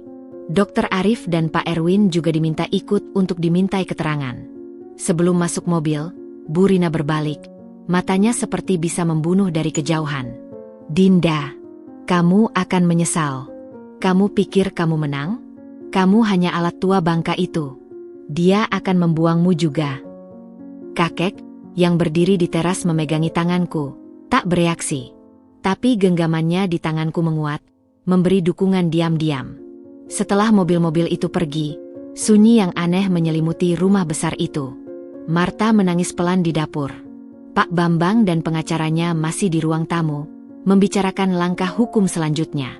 Mas Andi si bodyguard menjaga di pintu depan. Kamu kuat, nak, bisik kakek padaku. Lebih kuat dari yang mereka kira. Kakek juga, jawabku. Tapi aku melihat kelelahan yang mendalam di wajahnya. Bertahun-tahun berpura-pura, bermain sandiwara, dan akhirnya mengkonfrontasi anak kandungnya sendiri. Itu pasti menghabiskannya. Malam itu, rumah itu terasa seperti kapal kosong yang baru saja selamat dari badai. Aku tak bisa tidur. Pikiranku melayang pada Mas Ferdi di tahanan. Apakah dia kedinginan? Apakah dia menyesal? Tapi kemudian aku ingat rekaman suaranya. Rencananya yang dingin untuk menyingkirkanku. Tidak, dia hanya menyesali ketahuan, bukan perbuatannya. Ponselku berdering. Sebuah nomor tak dikenal. Dinda? Ini Tante Maya, sepupu dari pihak Ibu Ferdi. Kami dengar ada keributan. Apa yang sebenarnya terjadi? Kok sampai polisi datang? Berita sudah menyebar. Aku menjawab singkat, ini masalah keluarga, Tante. Nanti akan jelas.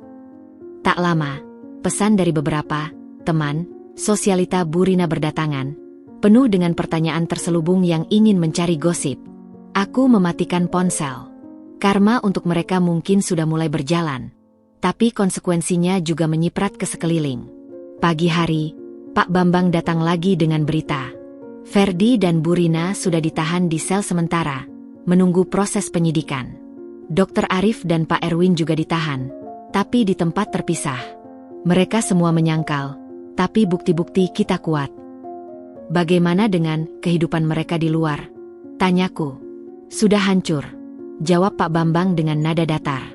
Berita tentang anak dan cucu serakah yang mencoba merampok orang tua lumpuh sudah bocor ke media. Beberapa portal online sudah membuat artikel. Nama mereka terpampang. Keluarga besar, teman-teman mereka di klub, semua sudah tahu. Benar saja. Sepanjang hari, aku menerima laporan dari beberapa kenalan yang masih baik hati. Bu Rina dikeluarkan dari kepengurusan yayasan sosialnya. Mas Ferdi di freze dari jabatan direksinya di perusahaan keluarga, yang saham mayoritasnya masih milik kakek. Teman-teman dekat mereka menjauh, takut tertular aib. Inilah awal karma, kehilangan reputasi, kehormatan, dan posisi sosial yang mereka bangun dengan susah payah, dan dengan uang kakek. 2 hari setelah penahanan, atas saran pengacara, aku dan kakek, dengan ditemani Pak Bambang dan Mas Andi, mengunjungi mereka di tahanan. Aku ragu, tapi kakek bersikeras. Aku ingin melihat wajah mereka sekali lagi. Untuk melepas. Ruangan pertemuan di kantor polisi terasa pengap. Bu Rina muncul pertama. Dia masih memakai pakaian yang sama dari hari Kamis, kini kusut dan kotor. Wajahnya yang biasanya penuh makeup kini pucat, lingkaran hitam di bawah mata. Tapi matanya masih menyala dengan kebencian. Ayah, desisnya, suaranya serak. Tarik laporan. Ini memalukan keluarga. Yang memalukan keluarga adalah perbuatanmu, Rina, jawab kakek, suaranya sedih. Aku tidak akan menarik laporan. Kamu harus menghadapi konsekuensi. Aku anakmu, satu-satunya anakmu. Dan kamu menggunakan status itu untuk mencoba merampokku. Percakapan itu berakhir dengan Bu Rina menangis histeris dan disuruh pergi oleh petugas. Mas Ferdi muncul berikutnya. Dia terlihat lebih hancur. Jenggot mulai tumbuh, matanya merah. Dinda, panggilnya, suaranya parau. Tolong. Bicaralah pada kakek. Aku terpaksa. Ibu yang memaksaku. Kamu dewasa, Ferdi, jawabku. Hatiku terasa sakit tapi keras. Kamu punya pilihan. Kamu memilih untuk serakah. Kita suami istri. Kamu harus membelaku. Kamu merencanakan untuk menceraikanku dengan syarat setelah mendapatkan warisan. Ferdi, aku dengar rekamannya sendiri. Dia terdiam. Lalu wajahnya mengeras. Jadi itu yang kau inginkan? Warisan? Kau memanfaatkan kesempatan ini untuk mengambil alih, ya? Licik sekali kau, Dinda. Tak ada penyesalan. Hanya proyeksi. Aku menggeleng, merasa sedih sekaligus lega.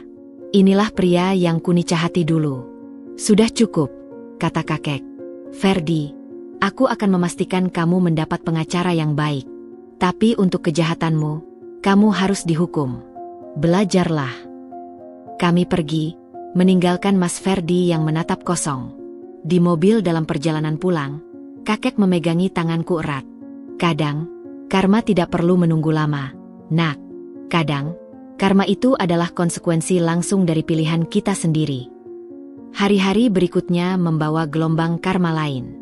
Satu utang yang tersingkap investigasi keuangan mengungkap bahwa Mas Ferdi ternyata punya utang judi yang sangat besar, yang selama ini ditutupi dengan uang perusahaan dan transfer dari rekening kakek. Pemberi pinjaman, debt collector, mulai muncul, menanyakan keberadaannya.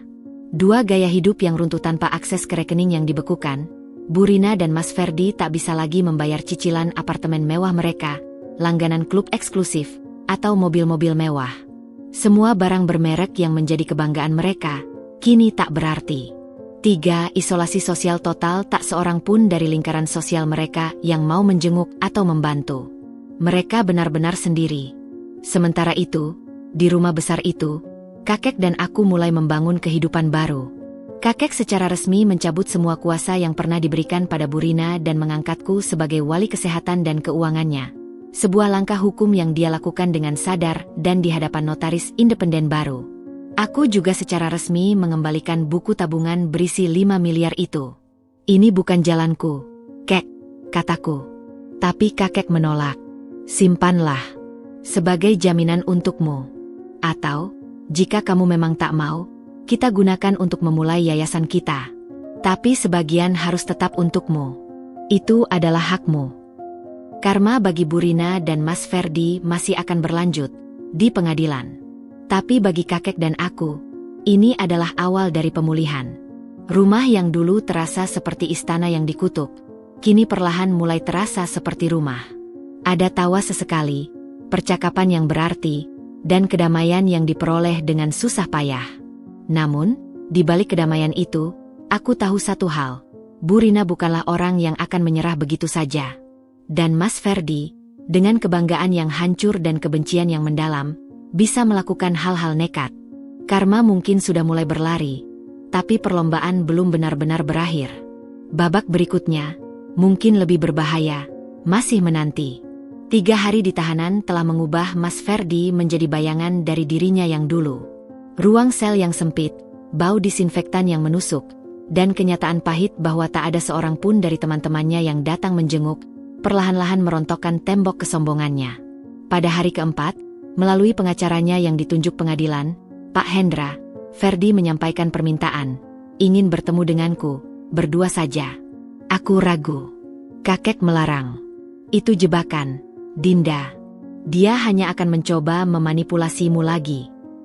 Tapi sesuatu dalam diriku ingin menutup babak ini dengan jelas. Aku ingin mendengar apa yang akan dia katakan. Kek. Aku perlu mendengarnya dari mulutnya sendiri. Untuk keperluan perceraian juga.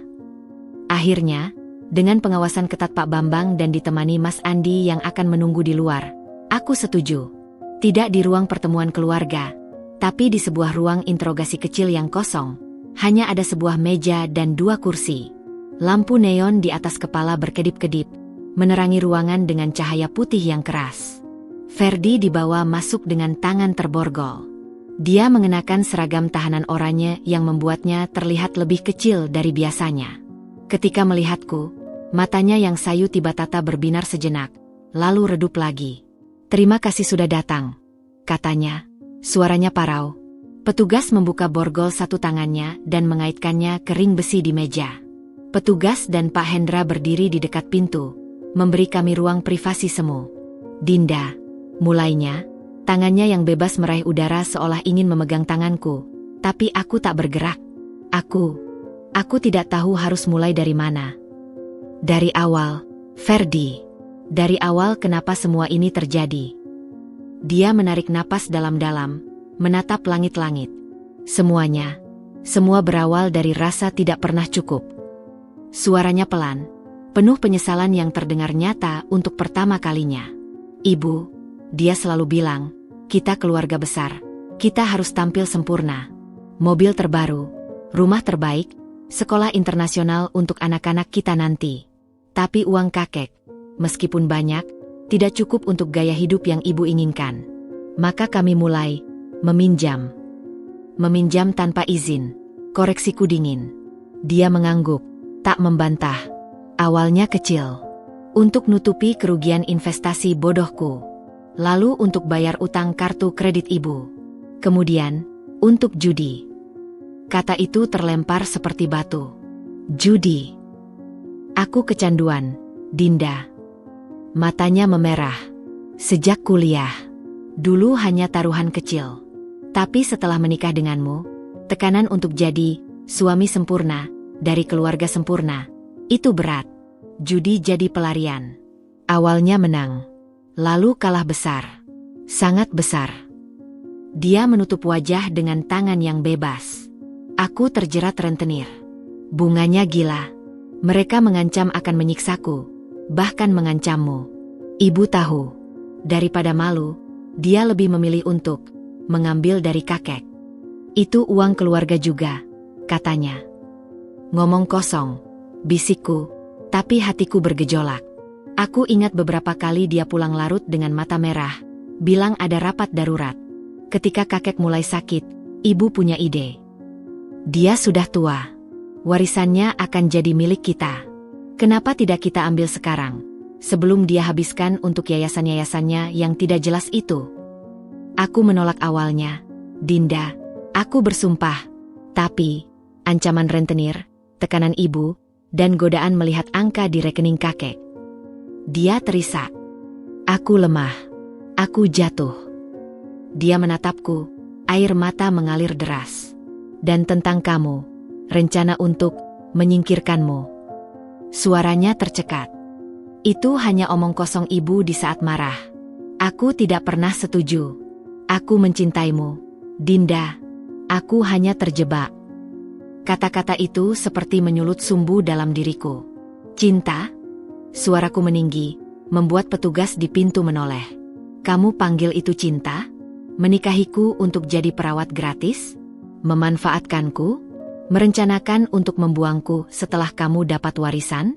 Itu cinta versi mana, Ferdi? Dinda, tolong. Tidak. Aku berdiri, tubuhku gemetar. Kamu tahu yang paling menyakitkan? Bukan bahwa kamu mencoba mencuri dari kakek. Bukan bahwa kamu menganggapku bodoh. Tapi bahwa selama 2 tahun ini, setiap pelukan, setiap ciuman, setiap I love you MU, semua itu sandiwara. Semua untuk uang. Apakah pernah ada yang nyata? Dia terdiam, terhukum oleh kemarahanku. Tangisnya berhenti, digantikan oleh ekspresi hampa. Jawab aku. Apakah pernah, sekali saja, kamu mencintaiku? Atau aku hanya aksesori yang cocok untuk gambaran keluarga sempurna MU? Dia menunduk, bahunya turun. Suaranya hampir tak terdengar. Awalnya, aku tertarik padamu. Kamu berbeda. Tulus. Tapi ibu, dia bilang, dia baik, bisa diatur, akan patuh. Dan, itu terdengar masuk akal.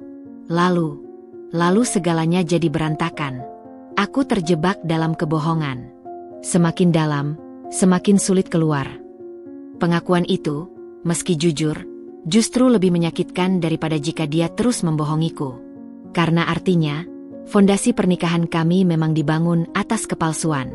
Aku tidak memintamu memaafkanku, katanya, melihatku lagi. Matanya kosong. Aku tahu itu tidak mungkin. Tapi, tolong, jangan biarkan ibu dan aku masuk penjara. Tarik laporan. Kami akan kembalikan semua uangnya. Kami akan pergi jauh. Kamu dan kakek bisa hidup tenang. Permintaan itu menghapus semua simpati kecil yang mungkin mulai tumbuh. Dia tidak berubah. Dia masih mencari jalan keluar yang mudah. Kamu tidak mengerti, ya? Kataku, suaraku datar. Ini bukan lagi tentang uang. Ini tentang keadilan untuk kakek. Tentang konsekuensi. Kamu dan ibumu harus bertanggung jawab atas apa yang kalian lakukan. Di depan hukum. Wajahnya berubah. Penyesalan yang tadi lenyap, digantikan oleh kepahitan yang kukenal. Jadi kamu memilih dia? Tua bangka itu daripada suamimu sendiri. Kakek tidak pernah berbohong padaku. Kakek tidak pernah mencoba merampok keluarnya sendiri. Dan kakek mempercayaiku ketika semua orang menganggapku tidak berarti. Aku melangkah mundur. Percakapan kita selesai.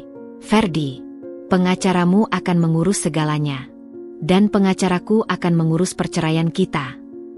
Aku tidak akan menandatanganinya. Hardiknya mencoba berdiri tapi borgolnya menahannya. Itu tidak perlu. Dengan semua bukti pengkhianatan dan rencana kriminalmu, pengadilan akan mengabulkan gugatanku dengan mudah. Aku menoleh ke Pak Hendra.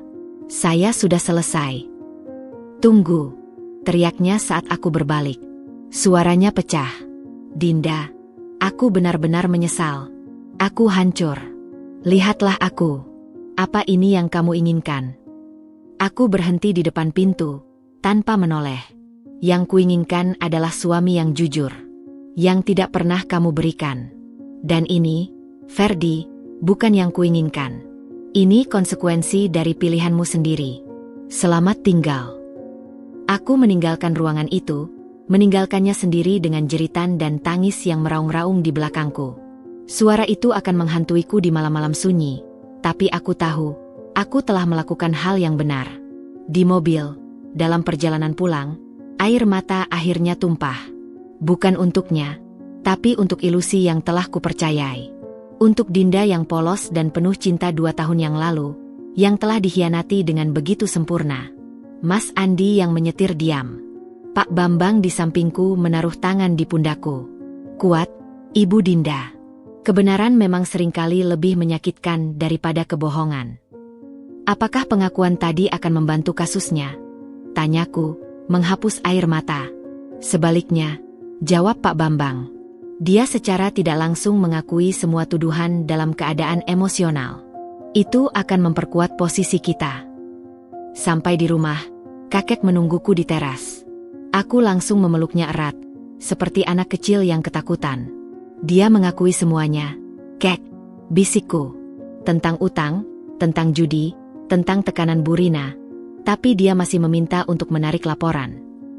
Manusia yang tidak belajar, desis kakek, membelai rambutku. Kau sudah kuat melewatinya. Nak, sekarang, mari kita fokus pada masa depan. Pada hal-hal baik yang bisa kita lakukan. Pengakuan pahit Mas Ferdi itu menandai akhir dari segala ilusi. Tidak ada lagi harapan untuk rekonsiliasi. Tidak ada lagi keraguan tentang niat busuk mereka. Yang tersisa hanyalah proses hukum yang panjang, dan tugas kami untuk membangun kembali kehidupan dari reruntuhan pengkhianatan. Dan di suatu sel yang dingin, seorang pria bernama Ferdi mungkin akhirnya menyadari bahwa uang bisa hilang, reputasi bisa hancur, tapi pengkhianatan terhadap orang yang mempercayaimu akan meninggalkan luka yang tak pernah benar-benar sembuh, baik bagi korban, maupun bagi pelakunya. Karma untuknya bukan hanya jeruji besi, tapi juga penyesalan yang akan menggerogoti jiwanya. Setiap hari, untuk waktu yang sangat lama. 2 minggu berlalu sejak Bu Rina dan Mas Ferdi ditahan. Pengadilan telah menetapkan masa penahanan yang diperpanjang sambil penyidikan berlangsung. Tanpa mereka, rumah besar itu terasa lebih lapang, lebih tenang, tapi juga menyimpan kehampaan yang aneh. Namun, kehidupan di luar terus berjalan, membawa serta gelombang karma yang tak terhindarkan. Hari itu, aku dan Pak Bambang, ditemani Mas Andi, mengunjungi apartemen mewah milik Bu Rina dan Mas Ferdi di kawasan Senopati. Surat kuasa dari pengadilan memungkinkan kami untuk menginventarisasi aset yang diduga dibeli dengan uang hasil penggelapan dari kakek. Apartemen lantai 30 itu pernah menjadi kebanggaan mereka. Interior modern minimalis, view menghadap ke seluruh Jakarta, perabotan impor Italia. Tapi hari ini, suasana yang ada adalah suasana kepanikan. Ketika kami tiba, ternyata sudah ada orang lain di sana. 2 pria preman berpakaian kasual tapi dengan tatapan tajam. Mereka adalah debt collector dari rentenir tempat Mas Ferdi berhutang. Kami cuma mau barang-barangnya buat nutup hutang, kata salah satunya dengan nada tak peduli. Mereka ngutang 3 miliar plus bunga. Ini barang-barang di sini paling cuma nutup setengah. Semua aset di sini sedang dalam proses penyitaan oleh pengadilan terkait kasus pidana, kata Pak Bambang dengan tegas, menunjukkan surat resmi. Silakan urus klaim Anda melalui jalur hukum yang benar. Debt collector itu mengamati kami, lalu melihat badan Mas Andi yang kekar. Mereka akhirnya pergi dengan gerutu, tapi ancaman di udara masih menggantung. Aku berjalan di dalam apartemen yang mewah itu. Di dinding, foto-foto keluarga mereka yang penuh senyum, termasuk foto pernikahan kami yang besar. Di lemari pakaian Burina, puluhan tas branded masih tersegel rapi. Di ruang kerja Mas Ferdi, jam tangan koleksi bernilai ratusan juta berderet di dalam kotak kaca. Semua ini, menurut catatan keuangan yang ditemukan, dibeli dalam 2 tahun terakhir, periode ketika penggelapan uang kakek paling masif. Kemewahan yang mereka pamerkan ternyata didirikan di atas fondasi pencurian dan pengkhianatan. Semua ini akan disita negara dan jika memungkinkan, dikembalikan kepada Pak Joko sebagai kerugian, jelas Pak Bambang. Tapi prosesnya panjang. Berita tentang kasus ini sudah menyebar luas di kalangan elit Jakarta. Sebuah artikel investigasi online, yang diduga disponsori oleh rival bisnis keluarga, bahkan membeberkan detail gaya hidup mereka yang dibiayai dari uang orang tua yang lumpuh. Efeknya langsung terasa. Manajemen klub golf dan klub sosial tempat Burina dan Mas Ferdi menjadi anggota, mengirimkan surat pemberhentian keanggotaan. Alasan resminya, pelanggaran kode etik anggota. Alasan tidak resmi, mereka adalah aib yang tak diinginkan. Aku tahu ini dari seorang kenalan, Tari, yang juga anggota klub yang sama. Mereka di ghosting total. Dinda, bisiknya melalui telepon. Teman-teman dekat Burina pada pura-pura sibuk. Bahkan yang dulu sering dia traktir makan di restoran mahal, sekarang menghindar. Sangat menyedihkan, tapi itulah konsekuensinya. Dengan semua rekening mereka dibekukan oleh keputusan pengadilan, masalah praktis segera muncul. Biaya pengacara pribadi yang mereka pekerjakan, selain pengacara negara, sangat mahal. Tanpa akses pada uang, mereka terpaksa menjual aset-aset kecil yang tak disita, perhiasan pribadi Burina, koleksi sepatu Mas Ferdi, dengan harga miring melalui perantara. Bahkan untuk kebutuhan dasar di tahanan seperti makanan tambahan atau rokok, mereka harus bergantung pada belas kasihan keluarga jauh yang masih mau membantu, itu pun dengan setengah hati. Burina, yang terbiasa hidup dengan layanan premium, harus beradaptasi dengan makanan tahanan yang sederhana dan fasilitas seadanya. Konon, menurut pengacara mereka, Burina sering menangis di sel, bukan karena penyesalan, tapi karena merasa terhina oleh kondisi yang harus dijalaninya. Karma paling pahit mungkin terjadi di dalam sel mereka sendiri. Menurut informasi dari petugas yang bisa dipercaya, hubungan Burina dan Mas Ferdi, yang dulu tampak sangat dekat dan kompak dalam keserakahan, kini retak. Dalam satu kunjungan, mereka malah saling menyalahkan di depan pengacaranya. Ibu yang selalu mendorong aku untuk ambil lebih banyak, tuduh Mas Ferdi. Kamu yang menghabiskan uang untuk judi. Kalau bukan karena utangmu, kita tidak akan perlu terburu-buru, balas Burina dengan nada sengit. Persekongkolan mereka yang rapuh akhirnya benar-benar runtuh di bawah tekanan hukum dan penyesalan yang saling lempar. Mereka yang dulu bersatu untuk merampok, kini terpecah untuk menyelamatkan kulit masing-masing. Sementara mereka tenggelam dalam kehampaan kemewahan yang palsu, kehidupan di rumah besar bersama kakek justru mulai bermakna. Kakek secara resmi mulai menjalani terapi fisik yang terbuka. Dr. Reza datang secara rutin. Kini, kakek benar-benar bisa berjalan dengan tongkat, tidak perlu lagi kursi roda. Dia mulai aktif lagi, membaca koran di taman pagi hari, bahkan sesekali ikut ke dapur untuk memberi saran pada Marta tentang masakan tertentu. Kami juga mulai merancang rencana untuk yayasan lansia yang kakek impikan. Kita akan beri nama, Yayasan Ningsih, untuk menghormati istriku, katanya suatu sore. Dia selalu ingin membantu orang tua terlantar. Aku, dengan restunya, mulai mengambil alih pengelolaan keuangan keluarga yang sehat. Aku belajar dari akuntan yang dia percayai. Uang-uang yang dulu dikuras, kini dialihkan untuk hal-hal yang bermanfaat. Bahkan, atas saranku, kami memberikan santunan rutin kepada beberapa keluarga karyawan lama yang kurang mampu, sesuatu yang tak pernah terpikirkan oleh Burina. Suatu hari, saat membereskan ruang keluarga, aku hampir menjatuhkan sebuah vas antik dari dinasti Ming yang sangat mahal, pajangan kesayangan Burina. Tangan kakek yang cepat menyelamatkannya. Hati-hati, nak. Ini barang mahal, katanya. Maaf, Kek, aku jadi tegang. Ini pasti bernilai miliaran. Kakek memandangi vas itu, lalu tersenyum getir. Dulu, Rina membeli ini di lelang di Singapura. 5 miliar.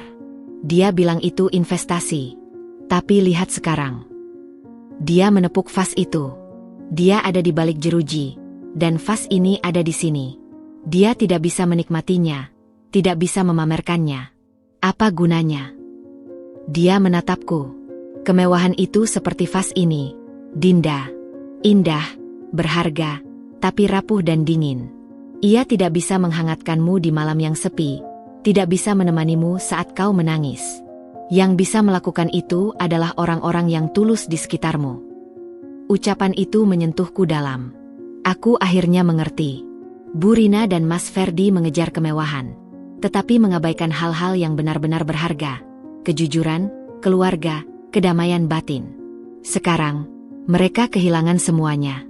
Minggu berikutnya, dokumen gugatan cerai aku terhadap Mas Ferdi secara in absentia, karena dia sedang ditahan, sudah siap. Alasannya, pengkhianatan, penipuan, dan ketidakcocokan yang tidak terdamaikan akibat tindak pidana suami. Pengadilan dengan cepat mengabulkannya. Dalam sidang yang berlangsung 10 menit, hakim menyatakan pernikahan kami resmi berakhir. Aku keluar dari ruang sidang dengan sebuah berkas tipis dan perasaan yang aneh. Bukan bahagia, bukan sedih, tapi lega. Seperti sebuah beban berat akhirnya dilepaskan. Sekarang, aku bukan lagi Dinda, istri Ferdi. Aku adalah Dinda Sari lagi.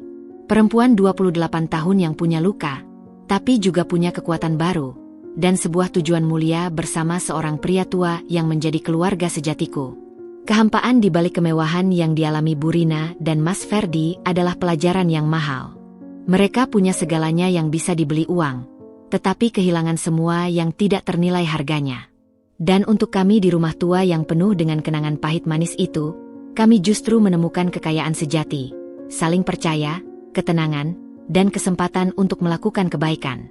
Babak kehidupan yang gelap telah berlalu, meninggalkan ruang bagi cahaya yang pelan-pelan merambat masuk, mengisi setiap sudut rumah dan hati kami. Udara pagi di taman belakang rumah terasa segar dan penuh harapan. Kakek Joko, dengan tongkat kayu jati yang diukir halus, berjalan perlahan di antara hamparan bunga krisan yang baru mekar.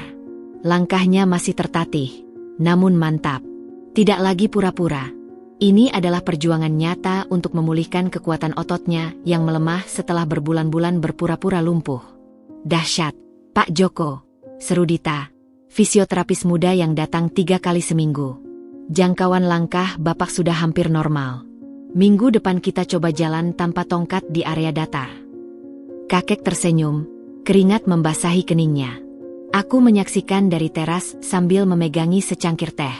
Perubahan pada kakek bukan hanya fisik. Wajahnya yang dulu kerap tertutup awan kesedihan dan kewaspadaan, kini lebih cerah. Matanya kembali berbinar, meski sesekali masih ada bayangan kesedihan saat nama Bu Rina atau Ferdi tak sengaja terucap. Di bidang hukum, kakek menunjukkan ketegasan yang tak terduga. Didampingi Pak Bambang dan pengacara barunya, Bu Rara, seorang wanita tangguh spesialis hukum keluarga dan pidana, kakek menyatakan secara resmi di hadapan penyidik bahwa dia tidak akan mencabut laporan. Saya mencintai anak dan cucu saya, ujarnya dalam sebuah konferensi pers terbatas yang diinisiasi pengacaranya untuk mencegah spekulasi media. Tapi mencintai bukan berarti membiarkan mereka menghancurkan diri sendiri dan orang lain dengan perbuatan salah. Mereka harus belajar bahwa setiap tindakan ada konsekuensinya. Saya berharap proses hukum ini bisa menjadi pintu pertobatan bagi mereka. Pernyataan itu menggema. Beberapa media memujinya sebagai sikap bijaksana seorang tua, sementara yang lain menyayangkan kekakuan hati seorang ayah. Tapi kakek tak tergoyahkan. Ini untuk kebaikan mereka di masa depan, bisiknya padaku malam itu. Jika kali ini lolos, mereka akan mengira bisa selalu lolos dari segala hal. Pada suatu Senin pagi, seorang notaris publik yang sangat dihormati, Ibu Sari Dewi, datang ke rumah. Kali ini, tidak ada sandiwara. Kakek duduk tegap di ruang perpustakaan, dengan pikiran yang sangat jernih. Dengan kesadaran penuh dan tanpa paksaan, saya ingin mengubah surat wasiat saya, mulainya. Ibu Sari Dewi merekam dan mencatat dengan cermat.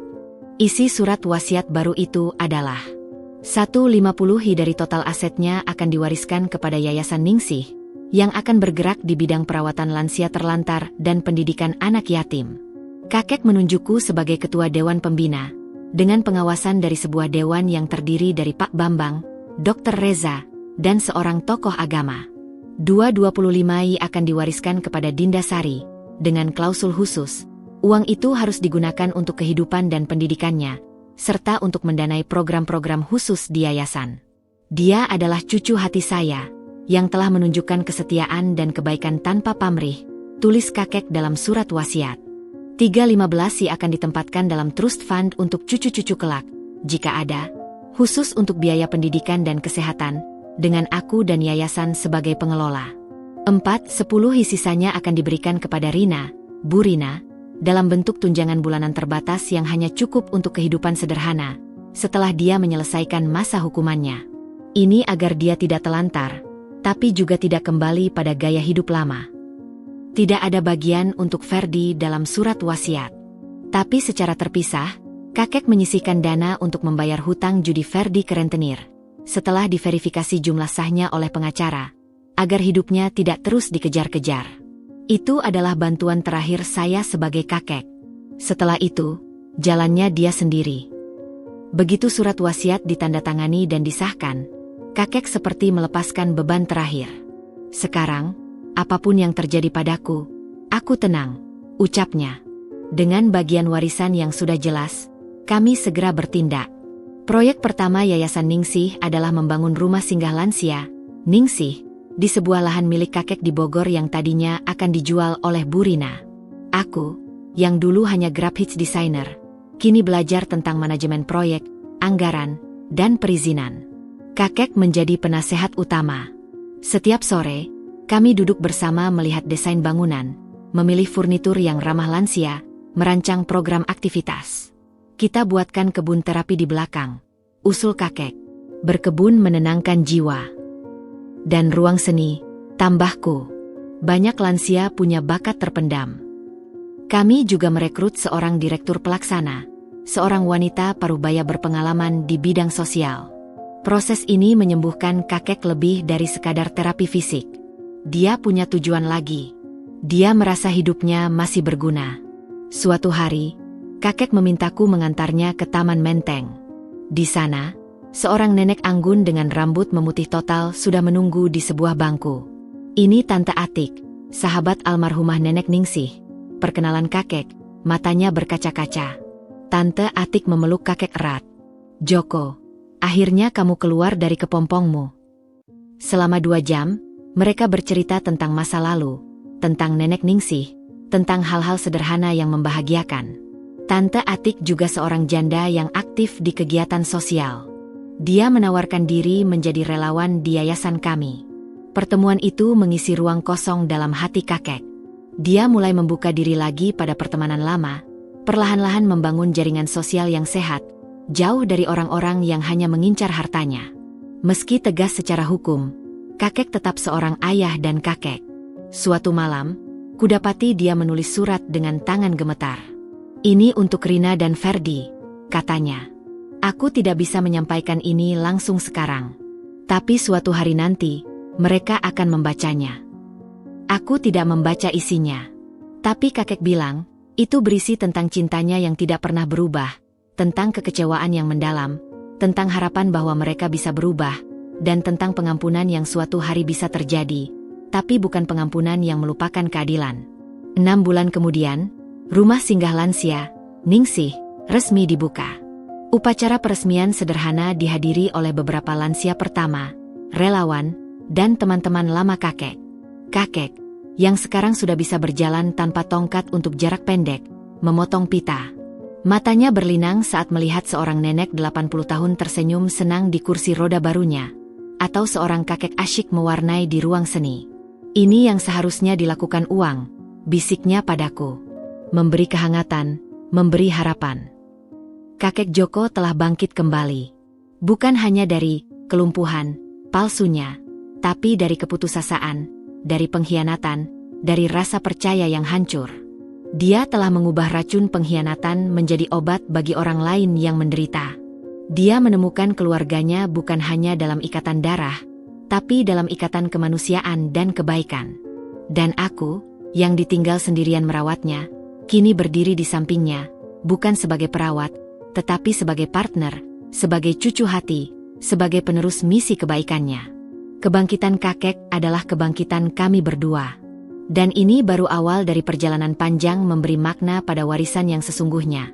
Warisan kasih sayang yang akan terus hidup, jauh setelah harta benda habis terpakai. 1 tahun kemudian, kedamaian yang rapuh.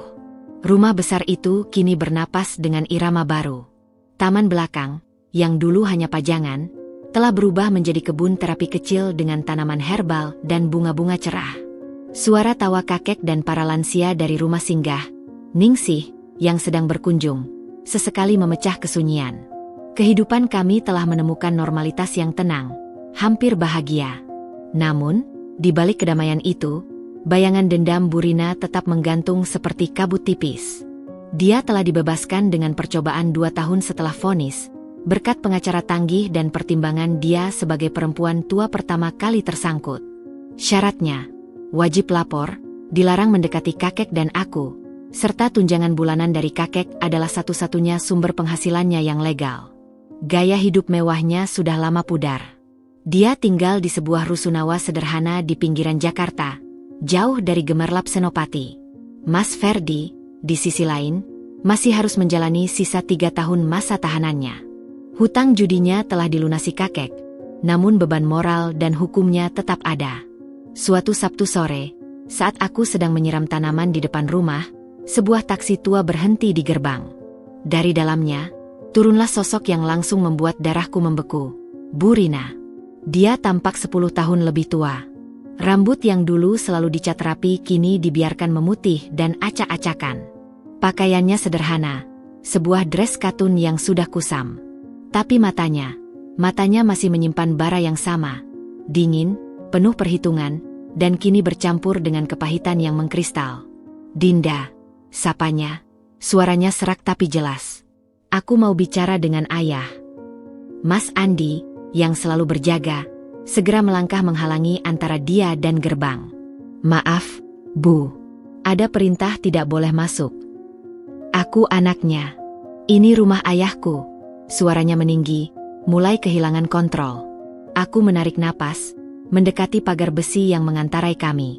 Kakek tidak ingin diganggu, Bu. Dan ada perintah pengadilan. Dia menatapku dengan kebencian yang tak tersembunyikan. Kamu yang menghancurkan segalanya. Kamu meracuni pikiran ayah. Saya hanya memberitahukan kebenaran, Bu. Kebenaran yang kalian sembunyikan. Wajahnya berkerut. Kebenaran? Kamu pikir kamu suci? Kamu hanya mencari kesempatan. Melihat ayah tua dan kaya, lalu memutuskan untuk menjadi pahlawan agar dapat warisan. Tuduhan itu tak lagi menyakitkan, hanya membuatku lelah. Silakan pergi, Bu. Atau saya telepon polisi. Aku tidak takut polisi lagi, teriaknya, tapi tangis mulai menyelip di suaranya. Lihat aku, hidup seperti gelandangan. Ini semua salahmu. Salahmu dan ayah yang tega itu. Keributan itu menarik perhatian kakek, yang muncul di teras dengan tongkatnya. Wajahnya pucat melihat putrinya yang histeris di luar pagar. Rina, suara kakek berat. Pulanglah. Ayah, teriak Burina, berusaha menerobos pagar. Tolong, cabut laporannya. Hapus surat wasiat yang tidak adil itu. Aku anakmu satu-satunya. Kamu tetap anakku, jawab kakek, suaranya penuh kesedihan tapi tegas. Dan karena kamu anakku, aku memberimu tunjangan agar kamu tidak kelaparan. Tapi warisan adalah untuk mereka yang bijak menggunakannya. Kamu telah membuktikan dirimu tidak bijak. Aku belajar, ayah, aku sudah jera. Tapi, hidup seperti ini penghinaan. Air matanya jatuh, namun terasa lebih karena kemarahan daripada penyesalan. Penghinaan adalah ketika anak mencoba merampok ayahnya yang sedang lumpuh, balas kakek. Sekarang, pulang.